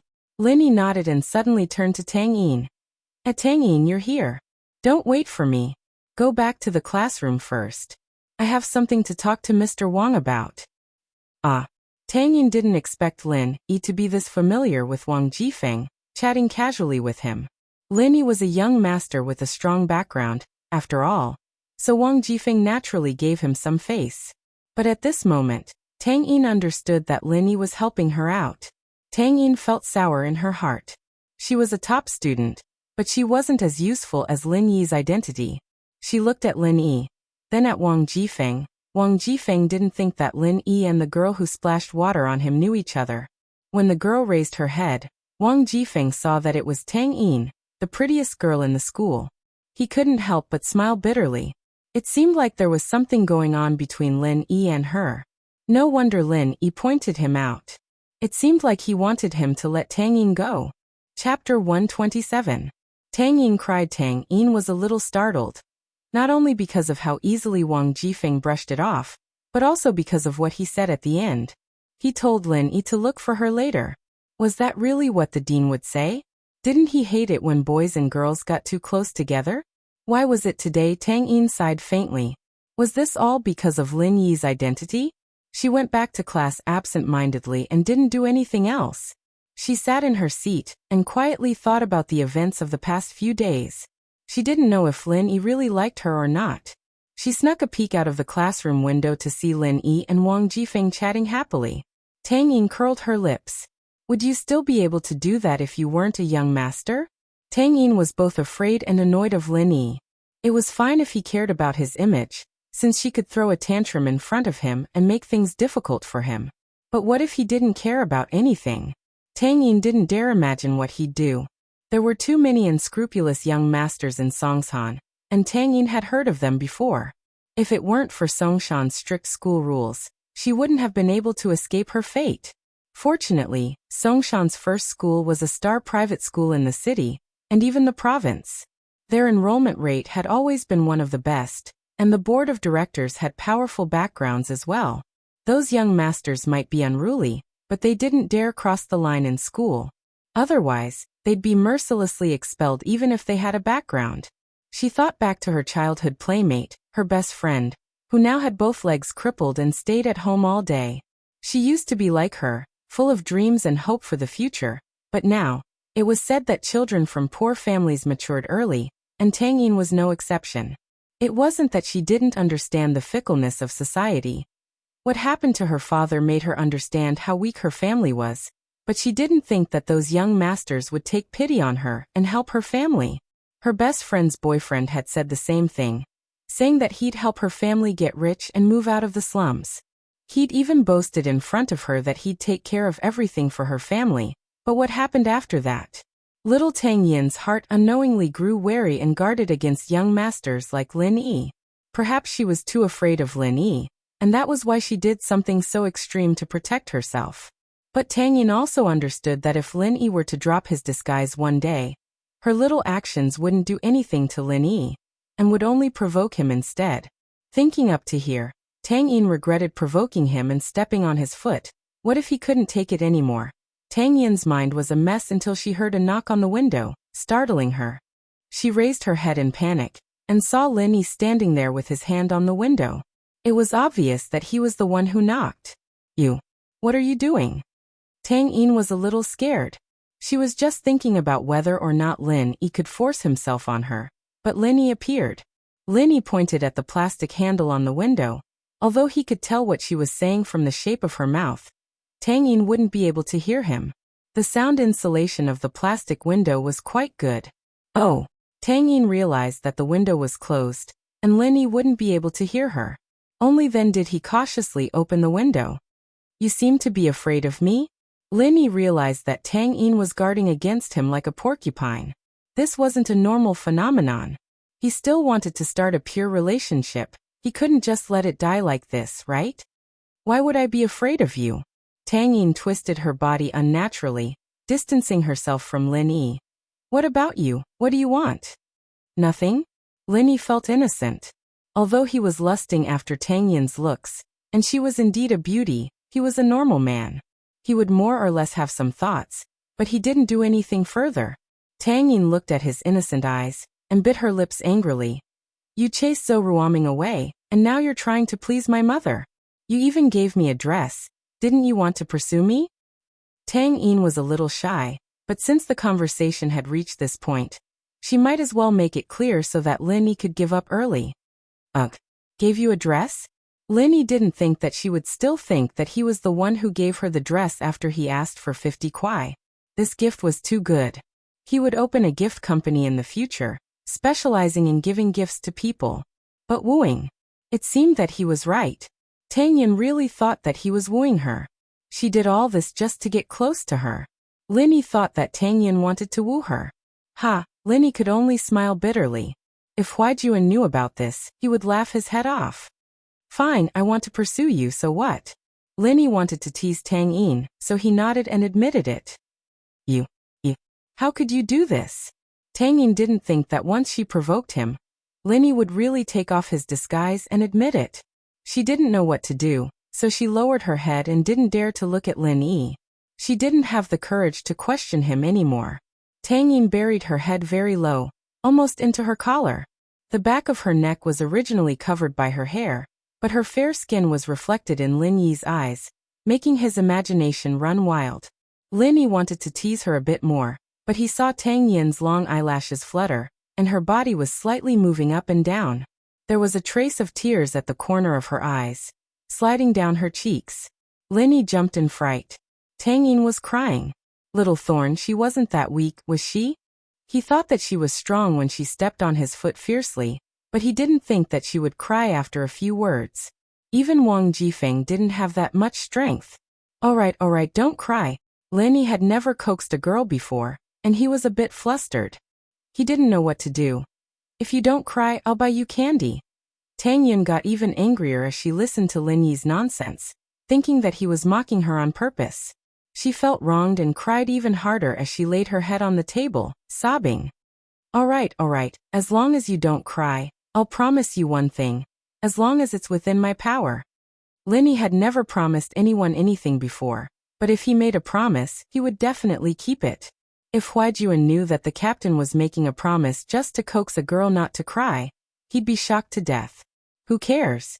Tang Yin felt wronged, and ignored Linny after that. Chapter 128. Barbecue Tips. Jifeng didn't really have much to discuss with Lin Yi. He just wanted to ask Lin Yi if Huaijuan was looking for him just for a statement. If not, he'd ask the principal, Ding Bing Gong, to step in and take care of the situation. Jifeng was relieved to hear that Tang Yin was fine. He knew that Lin Yi was protecting Tang Yin, so there was no need for him to be the bad guy. His weakness was still in Lin Yi's hands, and while private schools weren't as strict as public schools, it wouldn't end well for him if the board of directors found out about it. Lin Yi had hired him to manage the school with a high salary, not to mess around with women. Jifeng patted Lin Yi's shoulder before he left, telling him not to go overboard with his relationship with Tang Yin, at least not to put him in a difficult position in school. Lin Yi could only smile bitterly, not bothering to explain. He knew that Jifeng wouldn't believe him even if he did. Most of the other students were back in class by the time Lin Yi got back. Pinliang was talking to Mengyao about something, but Mengyao didn't want to talk to him. Pinliang wasn't discouraged, however. As far as he was concerned, he didn't have any competitors in school yet. He was the only one who was good enough for Mengyao, so he wasn't worried at all. Lin Yi didn't bother with him either. Harassment like this wouldn't do anything to Mengyao, so Lin Yi didn't bother with him. Boss, what's up with Mr. Wang? Is it because of the fight the other day? Kong Xiaobo was a little worried. After all, he was involved in the fight. No, it's about my transfer. Lin Yi didn't mention Huaijuan's situation to Kong Xiaobo. Lin Yi couldn't tell him everything. Oh, that's good. Kong Xiaobo nodded. Right, boss, when I was coming back, I saw that Tang Yin's curtains and windows were open. Tang Yin's eyes were red like she just cried. Do you think Zhou Ruoming went to harass her again? How would I know? Lin Yi sweated. Kong Xiaobo's observation skills were quite strong. At lunchtime, Lin Yi planned to go to the cafeteria, but Kong Xiaobo dragged him out for barbecue. I didn't have enough last Friday. I've been craving for 2 days. Mrs. Tang's barbecue could only be described as ordinary. It wasn't delicious, and it didn't have any special recipes. But how much more could you ask for from a street stall? Tang Yin didn't come to help today. The lunch break was actually quite stressful. Many students needed to take the opportunity to take a nap, otherwise they wouldn't be able to continue doing their homework in the afternoon. Tang Yin was distracted by Lin Yi today. She planned to take a break at noon to calm down, otherwise she wouldn't be able to focus on her studies. The barbecue stall wasn't very popular at lunchtime, and there wasn't anything special about it. The school had a cafeteria, and the number of students eating there was still quite a bit. Mrs. Tang had just finished grilling 2 tofu rolls for a female student when she raised her head and saw Lin Yi and Xiaobo. A smile appeared on her face. Lin Yi, you brought a classmate here to eat. Yeah. Lin Yi was a bit embarrassed. It was Kong Xiaobo who wanted to eat, but it turned out that he was the one bringing a classmate. Tang Yin had just said that he was using the opportunity to please her mother. Auntie, how's business? It's a Monday. Mrs. Tang shook her head. There aren't many people today. We just opened not too long ago. Come sit. What do you want to eat? I'll prepare it. 20 mutton skewers, 2 lamb chops, 2 chicken necks, 2 tofu rolls, 2 bottles of beer. The same as the last 2 days. Kong Xiaobo was the type of person who didn't like to change the way he ate. Let's skip the beer, we still have class in the afternoon. Lin Yi had Wang Jifeng as his backing, but since he decided to enjoy his student days, Lin Yi didn't want to be too special. Linny could drink like water, but Kong Xiaobo couldn't. I'll skip it then. Kong Xiaobo scratched his head. He wouldn't dare drink without Lin Yi's encouragement. Mrs. Tang was a bit surprised. Wasn't Lin Yi one of the big four? He taught Zhou Ruoming a harsh lesson on Friday, and it wasn't fake. Why was he so hesitant to drink a bottle of beer? Zhou Ruoming and the others wouldn't care about that, right? They could drink whenever they wanted. But thinking about it, Mrs. Tang realized that Lin Yi didn't have the bad habits of those bullies. He was respectful even when he disagreed with her. It seemed that rich families had good upbringing as well. After all, not all of them were like Zhou Ruoming, arrogant and overbearing. Mrs. Tang had a good impression of Lin Yi the last few times she saw him. Soon, the barbecue was served. They were the only one at the table, so they didn't need to wait. As Kong Xiaobo dug in, Lin Yi picked up a chicken neck skewer and took 2 bites. Then he said to the bored Mrs. Tang, "Auntie, you can actually make the chicken neck New Orleans flavored. That would make it a specialty and your business would be better." "That's true, but I don't know how to do it." Mrs. Tang smiled bitterly. "It's just a small stall. What's so special about it?" "That's not necessarily true. A lot of stores start small." Lin Yi said, "Actually, you don't need a recipe. You can buy the marinade online. If you don't know how to go online, you can ask Tang Yin to buy it for you." When Lin Yi was living with that greedy old man in the mountains, he often bought things for him online. "Oh, really?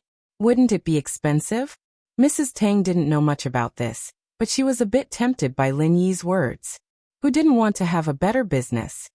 "It wouldn't be expensive, but it would definitely increase the cost," Lin Yi said. "But if you don't think it's troublesome, you can make it yourself. I've studied the recipe, and I'll write it out tonight. I'll bring it to you tomorrow. It's just some sugar, chili, and other common seasonings. You can buy it at the wholesale market." "That's great. Thank you in advance. I'll make it myself. It's a small business, and I don't make much money." Mrs. Tang was a bit excited. She didn't expect Lin Yi to have studied the recipe. "It's nothing, it's just a small matter." Lin Yi shook his head. "Then I'll ask Yin to get it for you tomorrow. I'll treat you when I make it." Mrs. Tang's impression of Lin Yi was even better now. The more she looked at him, the more she felt that Lin Yi was a good kid. Although he came from a good family, he was never arrogant or despotic. He was polite to people, but she had never seen Lin Yi's arrogance before. When Lin Yi got cocky, he could poke a hole in the sky. Chapter 129. Kick you if you get in the way, boss. You're saving the country in a roundabout way. Haha, it looks like Tang Yun's mom has a good impression of you, Kong Xiaobo said as he looked at Lin Yi. Haha, changing the recipe will bring you closer to Tang Yun's mom. I see you eating barbecue all day, and I don't think it's very tasty. You can eat it yourself if you change it up, Lin Yi said as he slapped Kong Xiaobo's head. What are you thinking? Haha, nothing. Kong Xiaobo shook his head. You can eat it yourself if you change it up. Lin Yi shook his head with a smile, not replying. From Kong Xiaobo's point of view, he was pursuing Tang Yun, wasn't he? But Lin Yi didn't explain. He'd already made such a bold statement in front of Tang Yun today, and it wouldn't be right to explain himself. It was lunch break, and the third years were quiet. It wasn't as noisy as the first and second years. Lin Yi and Kong Xiaobo stood at the window at the end of the hallway. The March sun was bright but not hot, and it felt warm when it touched their bodies. The trajectory of his life had changed ever since the old man had given him that strange mission. His original self belonged to a tense and dangerous world, but now it was peaceful and warm. Boss, it's Zhou Ruoming with Pinliang, Kong Xiaobo said as he pointed at the basketball hoop. Lin Yi looked over and saw Zhou Ruoming and Pinliang talking about something. Both of them were standing sideways, and Lin Yi couldn't see what they were saying. He didn't have X-ray vision or anything like that, and he wouldn't be able to see what they were talking about. What does Zhou Ruoming's family do? Because of Tang Yun, Lin Yi knew that it was inevitable that he would clash with Zhou Ruoming in the future. Friday was just the beginning. Zhou Ruoming. His father is a real estate developer. He used to be a contractor. I heard that he is very black-hearted and often owes his workers their wages, Kong Xiaobo said. However, Zhou Ruoming's brother, Zhou Ruoguang, is a gangster leader in the northern district. As long as the workers are harassed, Zhou Ruoguang will bring his men to beat them up. After beating them up, the workers don't dare to come again. Oh? You seem to know quite a lot about this.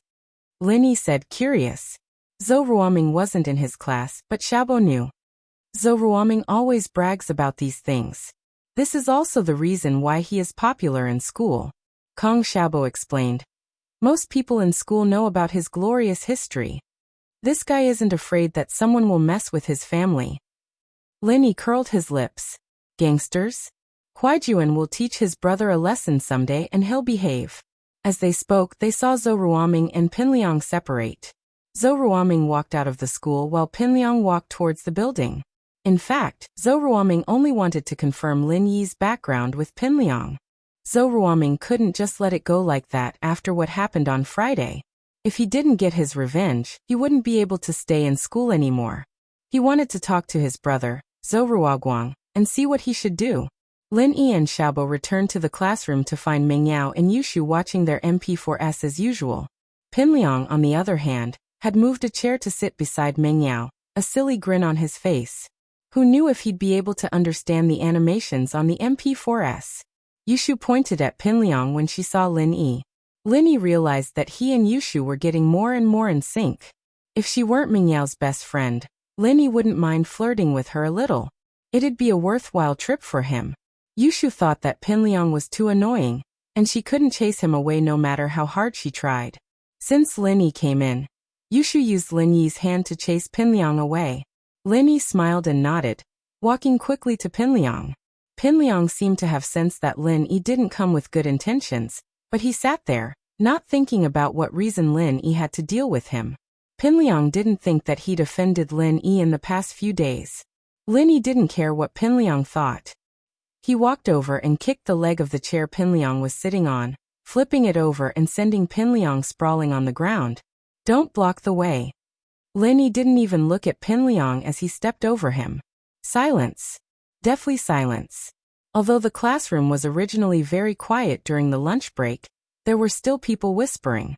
But at this moment, everyone raised their heads and looked at the scene in front of them in astonishment. Before Lin Yi transferred, Pinliang was the bully in the class, but everything changed after Lin Yi came. The scene in school made everyone respect Lin Yi, and what happened today made them feel that Lin Yi was a spoiled brat.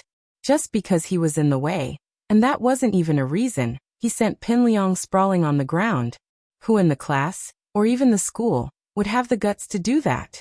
Even Zhou Ruoming, one of the big four, wouldn't be this arrogant, right? Lin Yi. Pinliang's eyes flashed with hatred. He didn't want to give up, he wanted to jump up and fight Lin Yi. But he didn't dare. Pinliang clenched his fists tightly, his heart filled with humiliation and helplessness. Lin Yi, just you wait. Zhou Ruoming will take care of you. You can be arrogant for a few days first.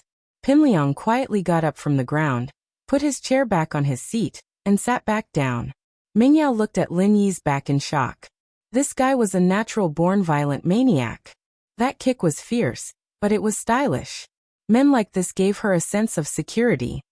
Yao Yao, did you notice that Shield Bro is really handsome? Yushu gave a thumbs up, admiring Meng Yao. Shu, are you charmed by him? Meng Yao saw Yushu's infatuated expression, and felt a little uncomfortable. Hee a little, but don't worry Yao Yao, I won't fight with you. Yushu giggled. Your choice is my choice. You. Meng Yao didn't know whether to laugh or cry as she knocked Yushu's head.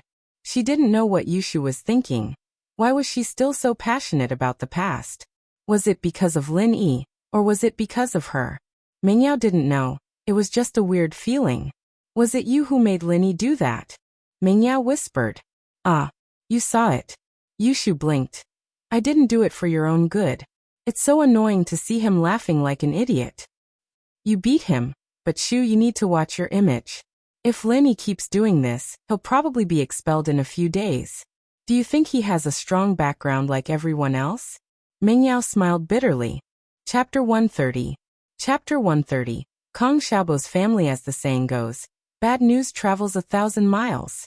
Even in the neighboring Class 9, Lin Yi's amazing feats were spreading like wildfire. Tang Yin wanted to take a nap at noon, but she couldn't. Her mind was filled with Lin Yi's despicable smile. She rubbed her sore temples and the corners of her eyes, which were red from crying. She lifted her head, wanting to read a book when she heard someone talking about Lin Yi's name. Tang Yin's heart tightened. She didn't know why she was concerned about the name. Was it because she was afraid that people would talk about Lin Yi chasing her? Did you know? When I went to the washroom just now, I saw the new transfer student from 12th grade class 5 kick Pinliang's chair over. Pinliang fell flat on his back. The boy beamed with joy as he told his classmates about what he had seen and heard. Do you know why? Because of what? A few students who were listening to the side asked. Life in the 12th grade was simple and ordinary, so the occasional exciting news was enough to keep everyone happy for a while. That's because the transfer student said Pinliang was blocking the way. He's going to kick him next time, the boy said as if he was Lin Yi himself. Don't you think he's amazing? That transfer student's name is Lin Yi, right? He's so handsome. A girl who was a bit infatuated interrupted. Didn't you guys see him last week? He single-handedly beat up that gangster who was holding a gun. This kind of man gives me a great sense of security. There's no way he'd like someone like you. You're so slutty. You don't even know how many people you fucked. Another girl humphed coldly. I'm more like him. Get lost. Being looked down upon, that wind *SS was immediately displeased. Why don't you take a look at your crooked appearance? You're not even as good as me. From what I see, if there's a chance, only Tang Yin is worthy of it. Tang Yin was using a book as a cover as she listened in on the conversation nearby. She couldn't help but curl her lips when she heard Lin Yi kick Pinliang's chair over. He was still a playboy after all. It hadn't even been 2 days, and now he was showing his true colors after being provoked by her. Just as he was feeling disdainful, he heard someone mention him, and even said that he and Lin Yi were a good match. He couldn't help but feel a little annoyed, but he couldn't get up to refute it. This kind of thing, the more he tried to explain, the worse it would get. His annoyance toward Lin Yi grew. Lin Yi didn't know that his glorious deeds had spread. When he returned to his seat, he saw Kong Xiaobo giving him a thumbs up. Lin Yi didn't care. Study hard. Let's see what you can do if you can't get into a university. Hee, I'll start reading now. Kong Xiaobo smiled bitterly. Man, if my family was like second grandpa's family, I wouldn't have to study so hard. I could be a playboy too. Lin Yi heard Kong Xiaobo talk about his family for the first time. Your second grandpa? What kind of person is he? Is he powerful? Powerful? Kong Xiaobo's lips curled up in disdain. He's just a scumbag who took someone else's stuff to get rich. He basically doesn't have much contact with our family anymore. Lin Yi could tell that it was a family feud. You know Dr. Kong, right? Kong Xiaobo said. Dr. Kong? Lin Yi frowned. Why did it sound familiar? However, he suddenly remembered that when he was in the pharmacy a few days ago, he heard the salesperson say, the Dr. Kong who sells Jinchuang medicine? And that's him. Kong Xiaobo nodded. He is my second grandpa. Ugh, then aren't you also a rich second generation, a rich third generation? Lin Yi was a little surprised about Kong Xiaobo's family background. What rich second generation and rich third generation? Kong Xiaobo smiled bitterly. My grandpa is my grandpa, and my second grandpa is my second grandpa. Now it's 2 families. My family is very poor, working class, I guess. Family feud? Asked Lin Yi. You could say that. The recipe for Jinchuang medicine belonged to both my grandpa and my second grandpa. My second grandpa wanted to use the recipe to build a factory, but my grandpa didn't agree. That's how the conflict started. Kong Xiaobo explained. My second grandpa seems to have stolen the recipe and built his own factory. The 2 families fell out after that, and now, your grandpa sure is stubborn. You can't blame your second grandpa for being greedy if he doesn't want to make money with something this good. Lin Yi nodded. If it were me, I'd probably choose to make money too. However, this incident reminded Lin Yi of something. The recipe was worth a lot of money. His medicine and Huaijuan's painkillers could all be produced and sold. The profits would be huge. And this was something that needed to be researched. He wanted to see if he could find someone to work with and earn some money. It wasn't right to keep using Ming Yao's family's money. It was like living off a woman. That's what I was thinking, actually. Kong Xiaobo stuck his tongue out. My second grandpa stole the recipe, and I asked my grandpa if he knew what ingredients were in the recipe. He said he'd forgotten about it after looking at it. Man, there's nothing I can do about it. I'll have to work hard myself. You're pretty open-minded. Linny looked at Kong Xiaobo in a higher light now. So what if I don't? Looking for trouble? What's wrong with you? Kong Xiaobo said helplessly. All I can do is sigh sometimes. All right, boss. I'm going to go read. Dr. Kong. Recipe. Linny frowned. There had to be more to this than meets the eye, but Kong Xiaobo didn't say anything about it. Maybe he didn't know much. But it wasn't as simple as it seemed. Lingshan was going crazy. The robbers were hiding really deep, and they were in a mountainous area. It was a lot of inconvenience for the search. The business car with the license plate number 74110 was found, but the license plate had been broken. From the characteristics, it could be determined that this car was the robber's car, but it was useless.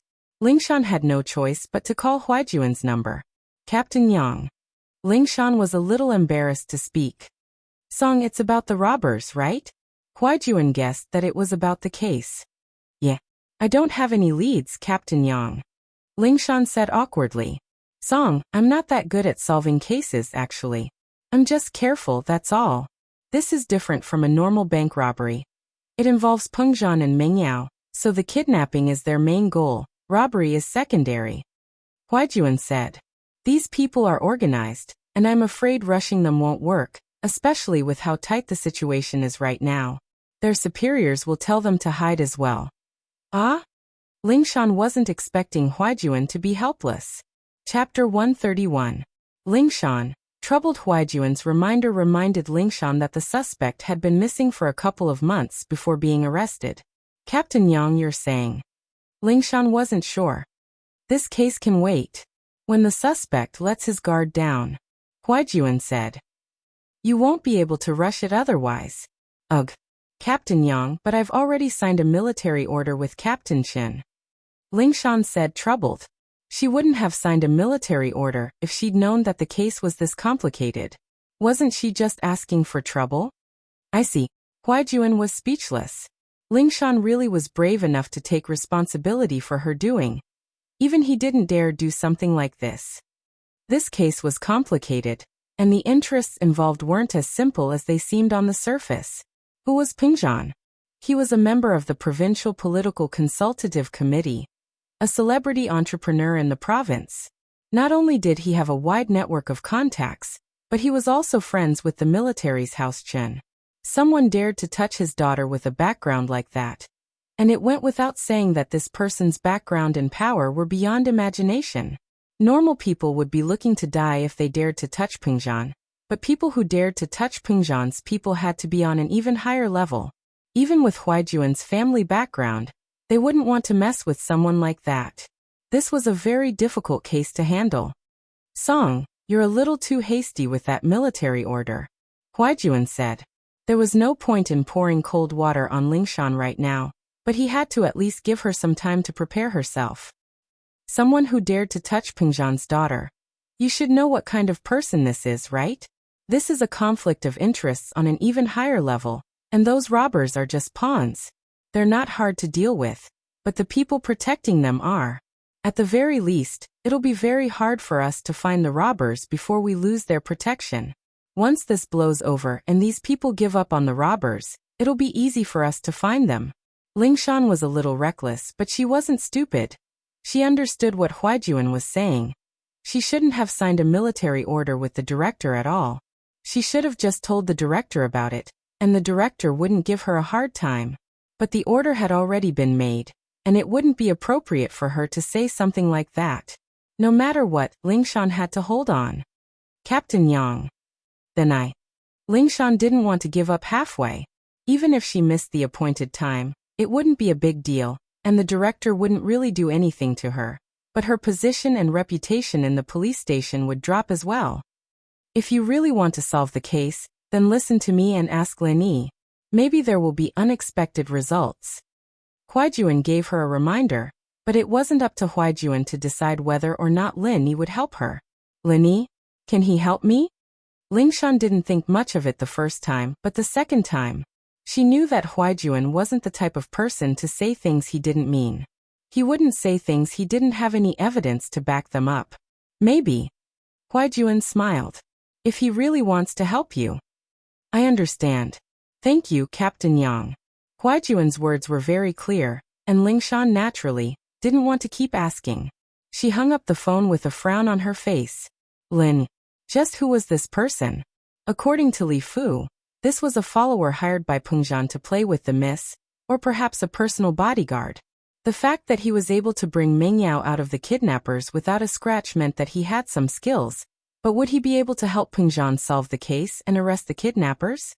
And why was Captain Yang trying so hard to get this person? Just what kind of ability did this person have to make Captain Yang take a liking to him? All of a sudden, Lingshan remembered something strange. That day when she brought Lin Yi to the police station, they bumped into Huaijuan on the way, and Huaijuan acted like he'd seen a ghost. He'd gotten all excited when he saw Lin Yi, calling him Eagle nonstop. Lin Yi didn't admit to it, and even mocked Huaijuan, but the two talked for a long time in the office afterward. She asked Huaijuan about it afterward, and Huaijuan didn't say anything, only saying that he'd release Lin Yi. Lingshan didn't think much about it at the time, but now that she thought about it, Huaijuan's attitude was a little strange. Huaijuan wasn't a reckless man, so what kind of person did he think Lin Yi was to make him so emotional, to the point of losing his composure in front of Lingshan? From the looks of it, there had to be something wrong with Lin Yi, but she didn't know about it. Huaijuan didn't tell her about it either. Huaijuan only helped her when she was in trouble. Lingshan felt a wave of bitterness when she thought about Lin Yi, asking her to beg him? With their relationship now, it'd be good enough if Lin Yi didn't mock her, let alone help her. She'd never offend him in the first place, if she'd known that he was useful. Lingshan hesitated for a long time before deciding to increase her search efforts. Asking her to beg Lin Yi was the same as killing her. She could imagine how much Lin Yi would mock her. Lin Yi hadn't been nice to her since the first day she met him, saying that she'd gotten in through the back door. If she went to beg him now, wouldn't he say that she was useless, and that she'd gotten in through the back door? She couldn't even solve a case, and now she had to ask for help? What happened at the hospital only deepened the conflict between the two. She just wanted to teach him a lesson, but who would have thought that it'd turn into a flirtatious drama? She really regretted it. Lingshan sighed. Why was she so unlucky? She was the instructor of the Rampage Special Forces, and yet she'd fallen into the hands of a little man. How embarrassing was that? Wouldn't her old comrades and students laugh their heads off if they knew that Instructor Song was being looked down upon? That wasn't even the second. The most frustrating thing was that she'd grown up in the compound, and all the boys around her had always been obedient to her. She'd never been taken advantage of like this before. Asking her to beg Lin Yi was the same as lowering her head to Lin Yi. When had she ever lowered her head to anyone? Lingshan was conflicted, and so she vented her anger on her underlings, ordering them to increase their search efforts day and night. They had to find the culprit. Chapter 132. The Tang Mother and Daughter Mom. Tang Yin patted her chest as she looked behind her worriedly. Thank goodness that evil person hadn't come after her, or she wouldn't know what to do. School's over. Mrs. Tang was lighting up the grill with charcoal. The 12th graders were out of school at this time every day, and there was still a lot of business. Haha, put your bag down and help Mom.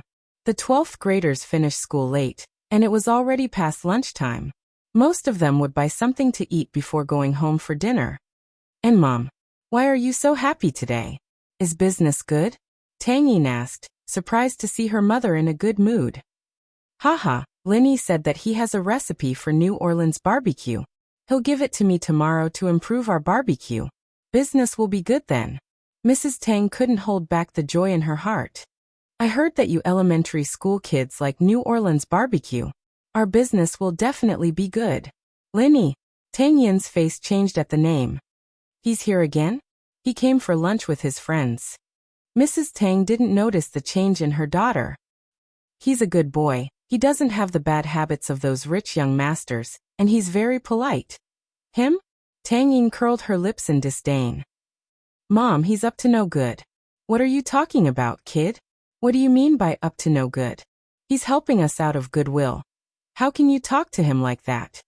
Mrs. Tang was getting angry. He's up to no good? Why would he be? He's a rich young master in our family. What could he possibly want from us? Tang Yin felt wronged as she bit her lips so hard that it almost bled. Her pretty face was filled with unwillingness. Mom, can't you tell? He wants to be friends with me. Tang Yin decided to be straightforward and let her mother see the evil side of Lin Yi. It was a little embarrassing, but at least her mother wouldn't be tricked by that evil person. Making friends? That's a good thing. I think Lin Yi is a good kid. You should interact with him more. It'll be helpful for you. Mrs. Tang glared at her daughter. Maybe his family knows someone. Help your father find someone, and the factory will pay the compensation. You little girl, you don't know anything. Don't you understand the ways of society? Didn't Wang Jiaming in the factory just cut off a piece of flesh from his finger on the lathe? What kind of injury was that? However, the son-in-law's uncle was a small leader in the street office, and the factory director, Sun Laifu, that bastard, compensated him with 10,000 yuan in medical expenses, and even visited him. Look at how easy it is to get things done with connections. Mom! Tang Yin felt even more wronged. She didn't think that her words would cause her mother to complain so much. But her mother was telling the truth. How could Tang Yin not understand? However, how could her mother understand the lives of these rich young masters? Playing with women was as normal as changing clothes. Why would they help with the trivial matters of their own families? Not to mention making friends, even if it was that, wouldn't it be of no use? Mom, don't tell me you forgot about Xiaofan? That person said that he would help Xiaofan's family. What about now? Tang Yin didn't argue with her mother. How can that man be compared to Lin Yi? He's far from it. Mrs. Tang snorted. I said that the man had shifty eyes and was just a hooligan. He doesn't know how to show off just because his family has some money. I even told you to stay away from him. Your mother has lived for so many years. I can tell who's good and who's bad. Tang Yin was speechless. It seemed that her mother was tricked by Lin Yi's act. She was actually speaking up for him. You girl, you're stubborn. You're just like me back then. You can't see the ways of the world. When I was in the factory, I was also the flower of the factory. At that time, the workshop director introduced his son to me. I didn't like that kid. Instead, I fell in love with your father, a skilled worker. What happened in the end? Mrs. Tang didn't wait for Tang Yin to speak. She started lecturing again. The workshop director's son opened a travel agency. He earns a few million a year. Look at your father. No one cares for him when he's injured. I have to work myself to death every day to support the family. Why can't you understand?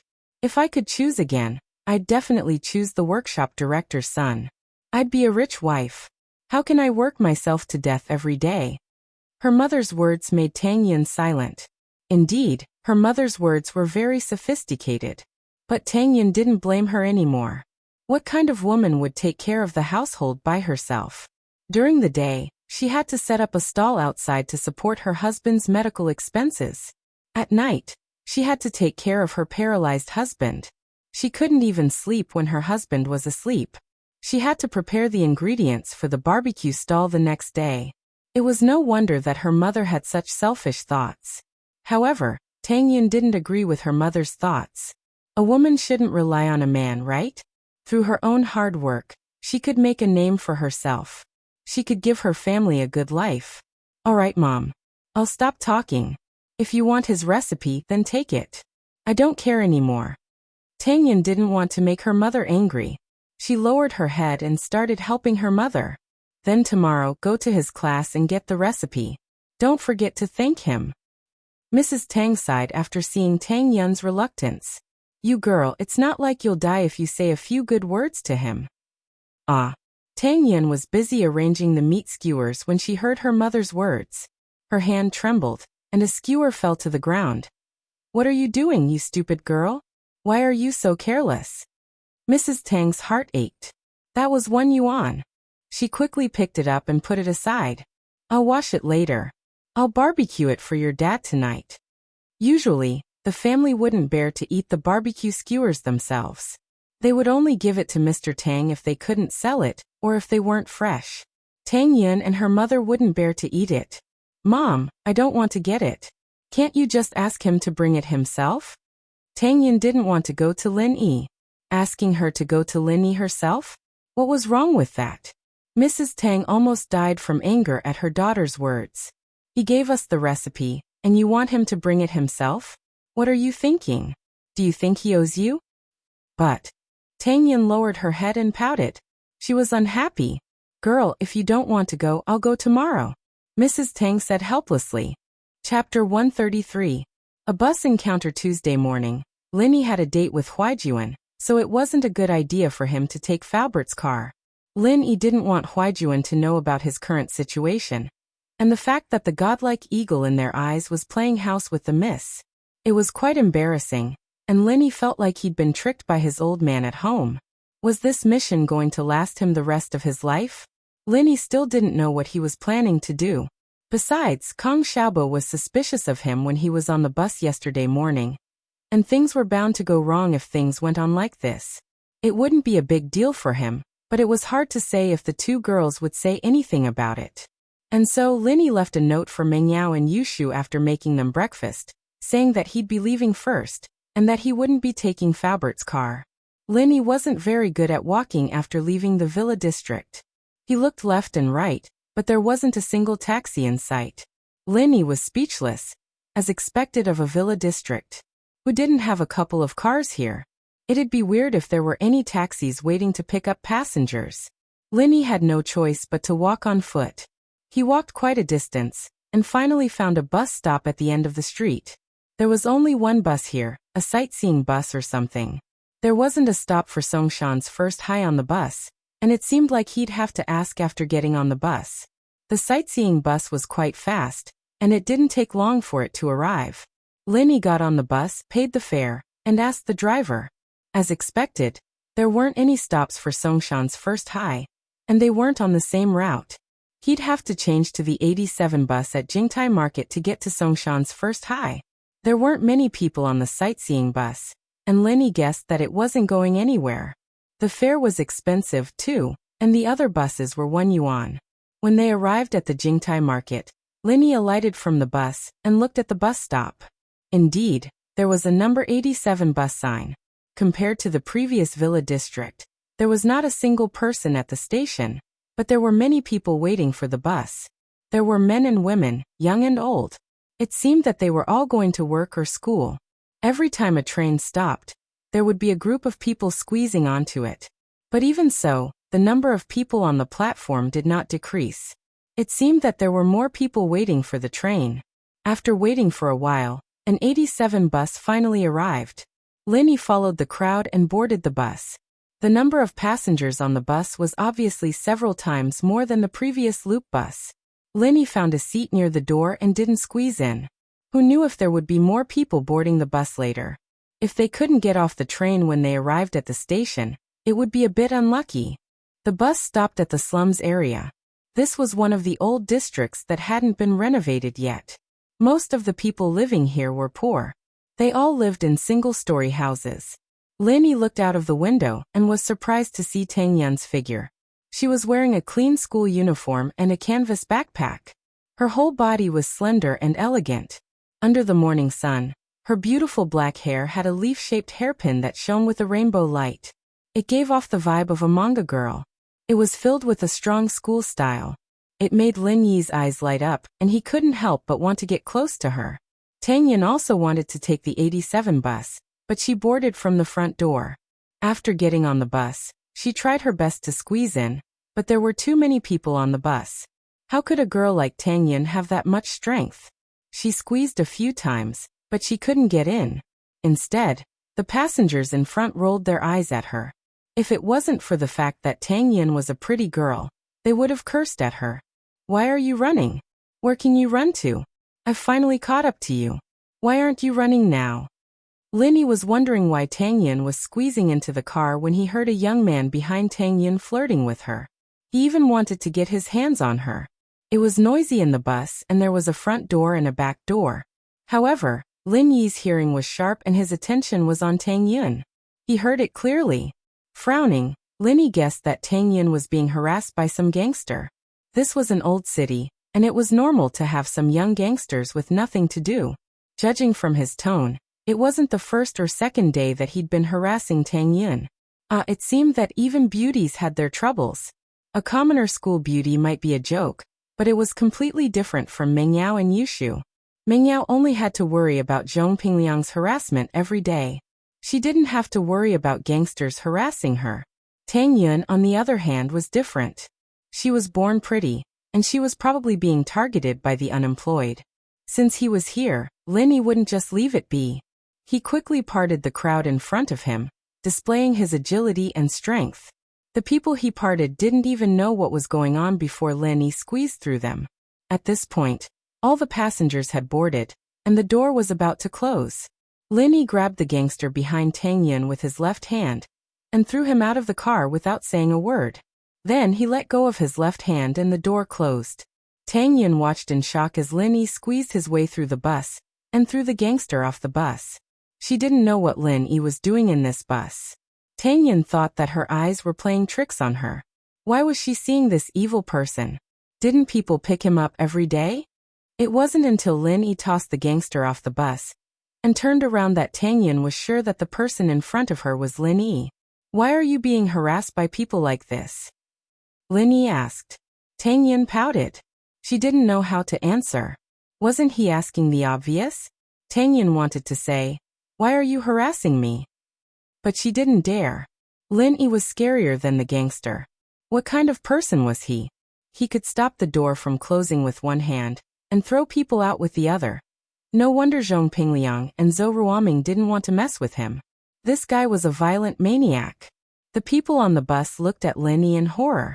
The ones who had been squeezed by Linny before wanted to complain, but seeing how tough Linny was, throwing people off the bus like that, they all kept their mouths shut. No one wanted to be the next one to be thrown into the air. The driver wanted to nag about how Linny almost broke the bus door, but he didn't dare say anything.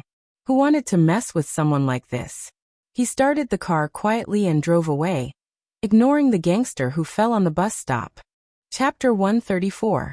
To lose one's head. Fuck, who threw your grandpa out? Do you want to die? I'll fuck you up. The young man got up from the platform, rubbed his butt that was hurting from the fall, and cursed fiercely at the bus that was going away, causing a group of young and old men on the platform to burst into laughter. Laugh. What are you laughing at? Do you want to die? The young man was embarrassed by the laughter. He turned around and glared at the crowd before leaving. On the bus, Tang Yun ignored Linny, lowering her head and not making a sound. Who knew what she was thinking? Linny stood on the side, letting his imagination run wild as he breathed in Tang Yun's youthful scent. Linny had to admit that Tang Yun was outstanding.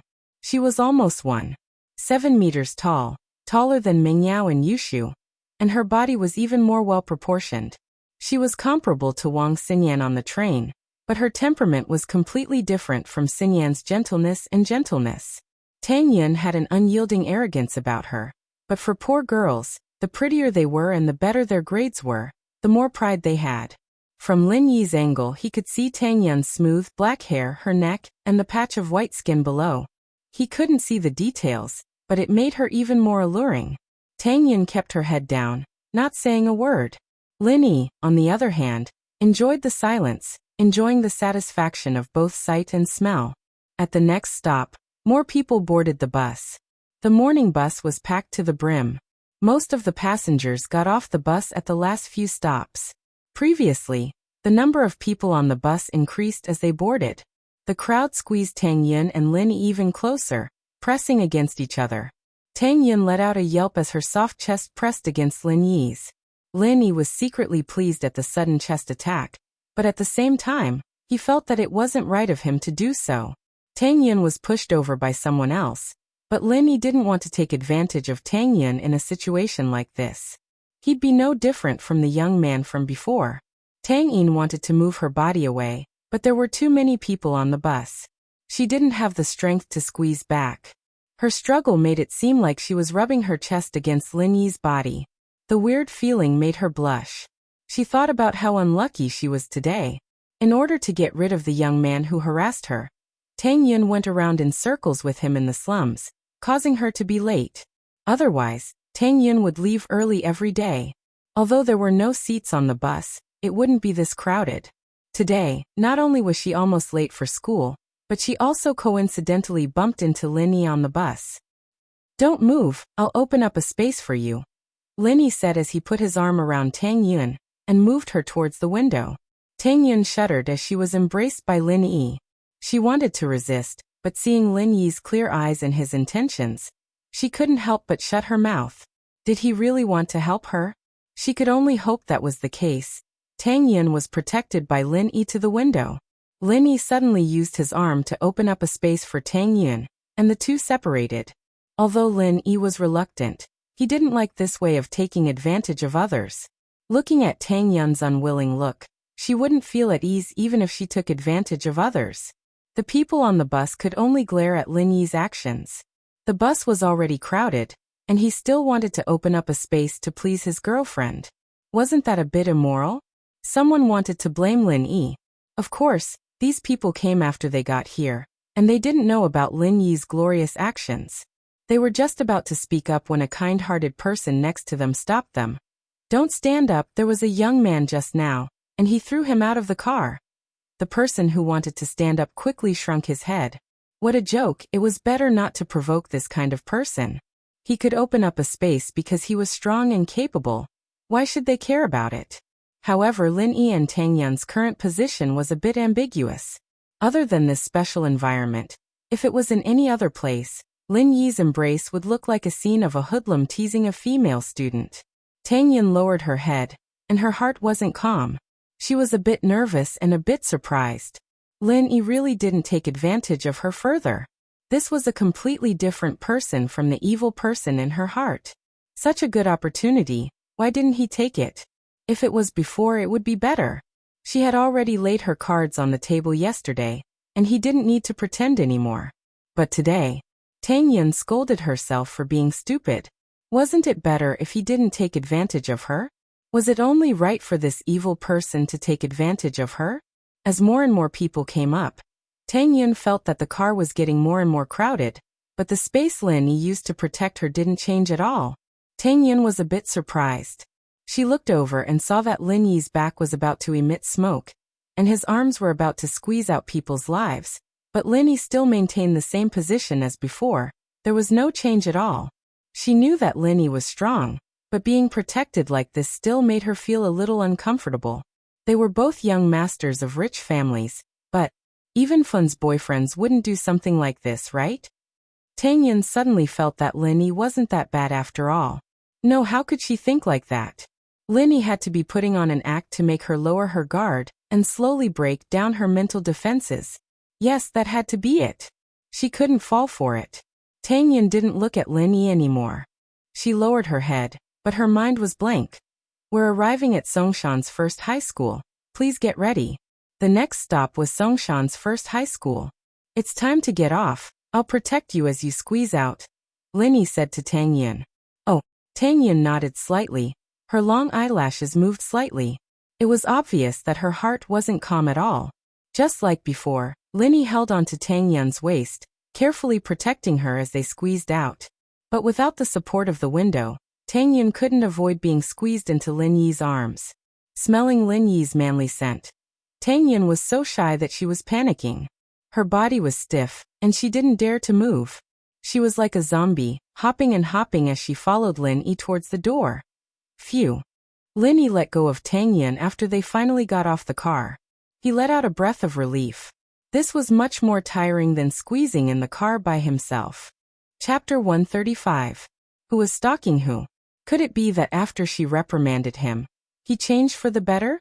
Did he give up on hitting on her? But that shouldn't be possible. The most important question was, why would Lin Yi be on the bus? Didn't he have a private car? Did you sit in the same car as me on purpose? Tang Yun asked the question in her mind. On purpose? Lin Yi smiled bitterly as he rubbed his nose. I got on the bus first. How was I supposed to know that you'd get on at the slums? Do you think I can predict the future? Lin Yi subconsciously touched the jade pendant on his chest. He really could predict the future. It was just that the prediction wasn't very powerful, and he didn't know what it was. He couldn't read the signal, so he didn't know what it meant. Tang Yin blinked at Lin Yi's response. She was right, she got on the bus after him. How could he be so sure that she'd get on the same bus?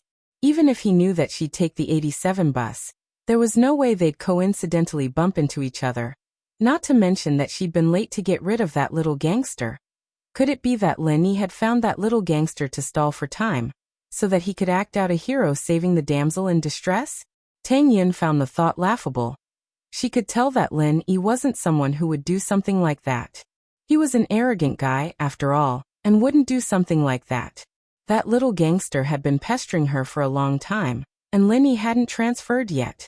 It was almost impossible. Oh, Tang Yin nodded, accepting Lin Yi's explanation. The two really did bump into each other by coincidence. Is there anything else? Lin Yi saw Tang Yin standing in front of him. He didn't know what she wanted to do. Tang Yin froze as she looked at Lin Yi in disbelief. You're not looking for me? Tang Yin was still a bit afraid of Lin Yi. She was protected by Lin Yi on the bus the whole time.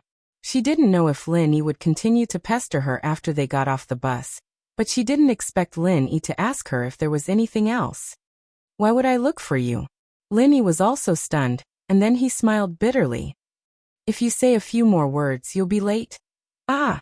Tang Yin looked at her watch and stomped her foot angrily, glaring at Lin Yi as she ran towards the school.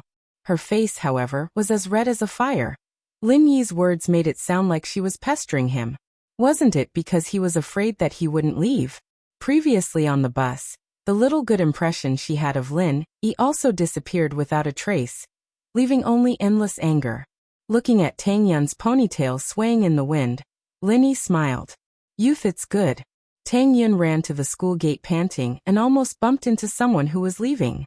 She quickly dodged to the side and saw that it was Zhou Ruoming. Motherfucker, who doesn't wear their eyes when walking? You almost bumped into me. Ruoming cursed at the top of his lungs, but it was only after he'd finished that he saw Tang Yin standing by the door, looking a little scared. A smile appeared on his face. Ah, Yunyan, I'm sorry, I thought it was someone else. You're welcome to bump into me if I knew it was you. How about we bump into each other? Tang Yin heard Zhou Ruoming's words and her face darkened. Zhou Ruoming, don't talk nonsense. Heh, what nonsense? I'm not talking nonsense. Zhou Ruoming had an evil smile on his face.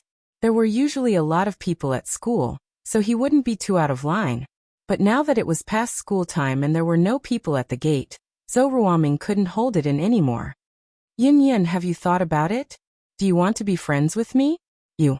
Get out of the way. Zhou Ruoming blocked the door, and Tang Yin couldn't get in.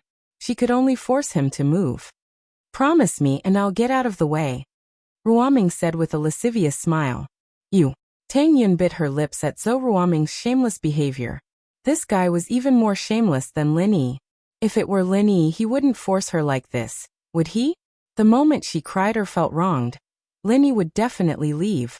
Or maybe she'd just step on his foot and stop him from moving away. Humph, what's wrong with me? Zhou Ruoming was like an invincible bully in the cosmos, fully displaying his evil nature. Brother, I'm very strong. You. If you don't move, I'll call Lin Yi. Tang Yin couldn't stand Zhou Ruoming's perverted eyes and words. She didn't know why, but Lin Yi's name slipped out of her mouth. Zhou Ruoming's perverted expression froze when he heard the name Lin Yi. He looked around subconsciously to make sure that Lin Yi wasn't there, and started acting cocky again. He had been planning to get his brother, Zhou Ruoguang, to teach Lin Yi a lesson, but before that he was still afraid of Lin Yi. After all, Lin Yi's slap and the basketball had traumatized him. Fuck, don't use Lin Yi to scare me.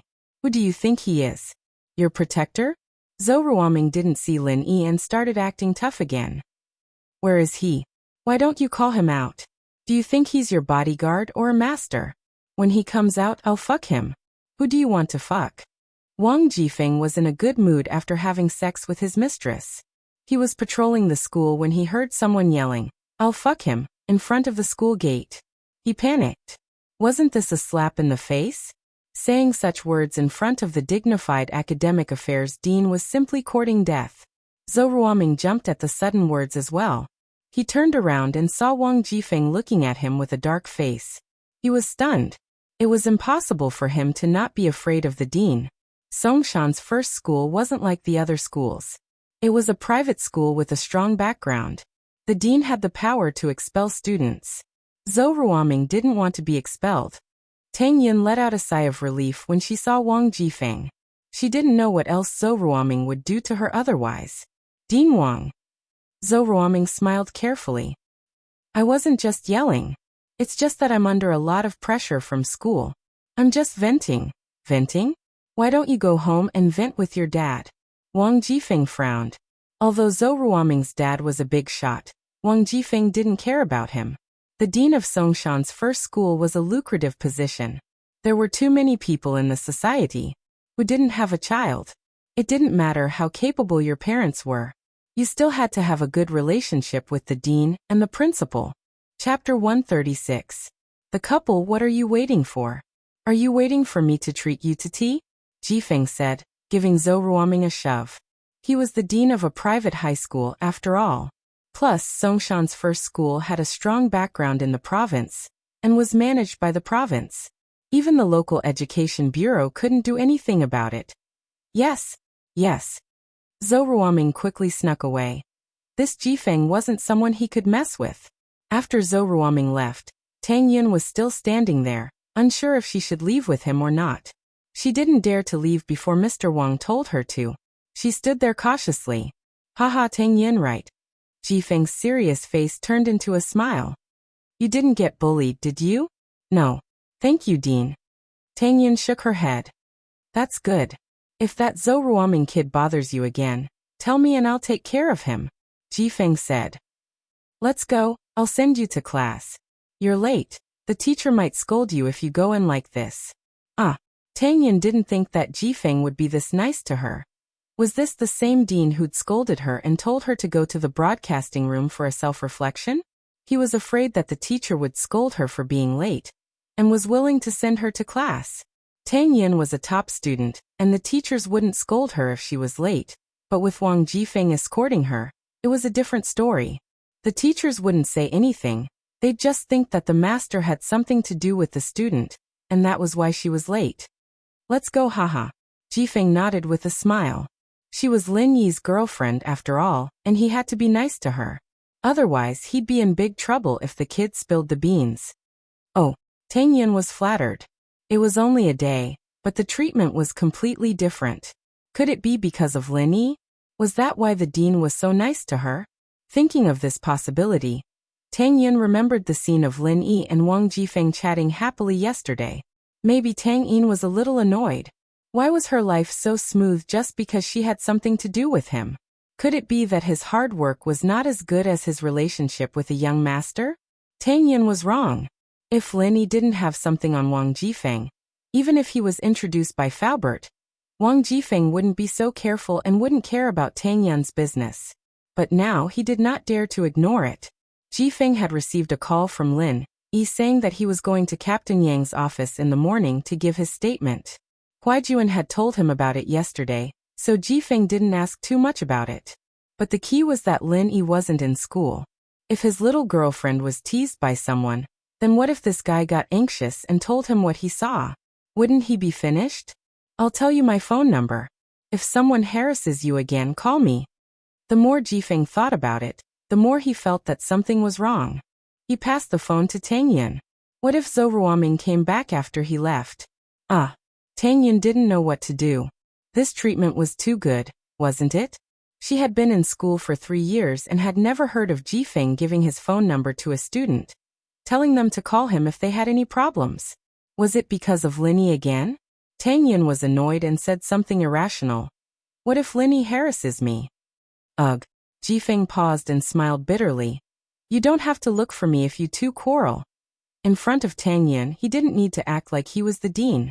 Lin Yi knew everything about him, so there was no point in acting. Couple? Tang Yin almost fell to the ground. She and Lin Yi were a couple? The problem was that it was Jifeng who said it. Alright, I'll walk you in. Jifeng didn't say anything else since they were already in front of the classroom.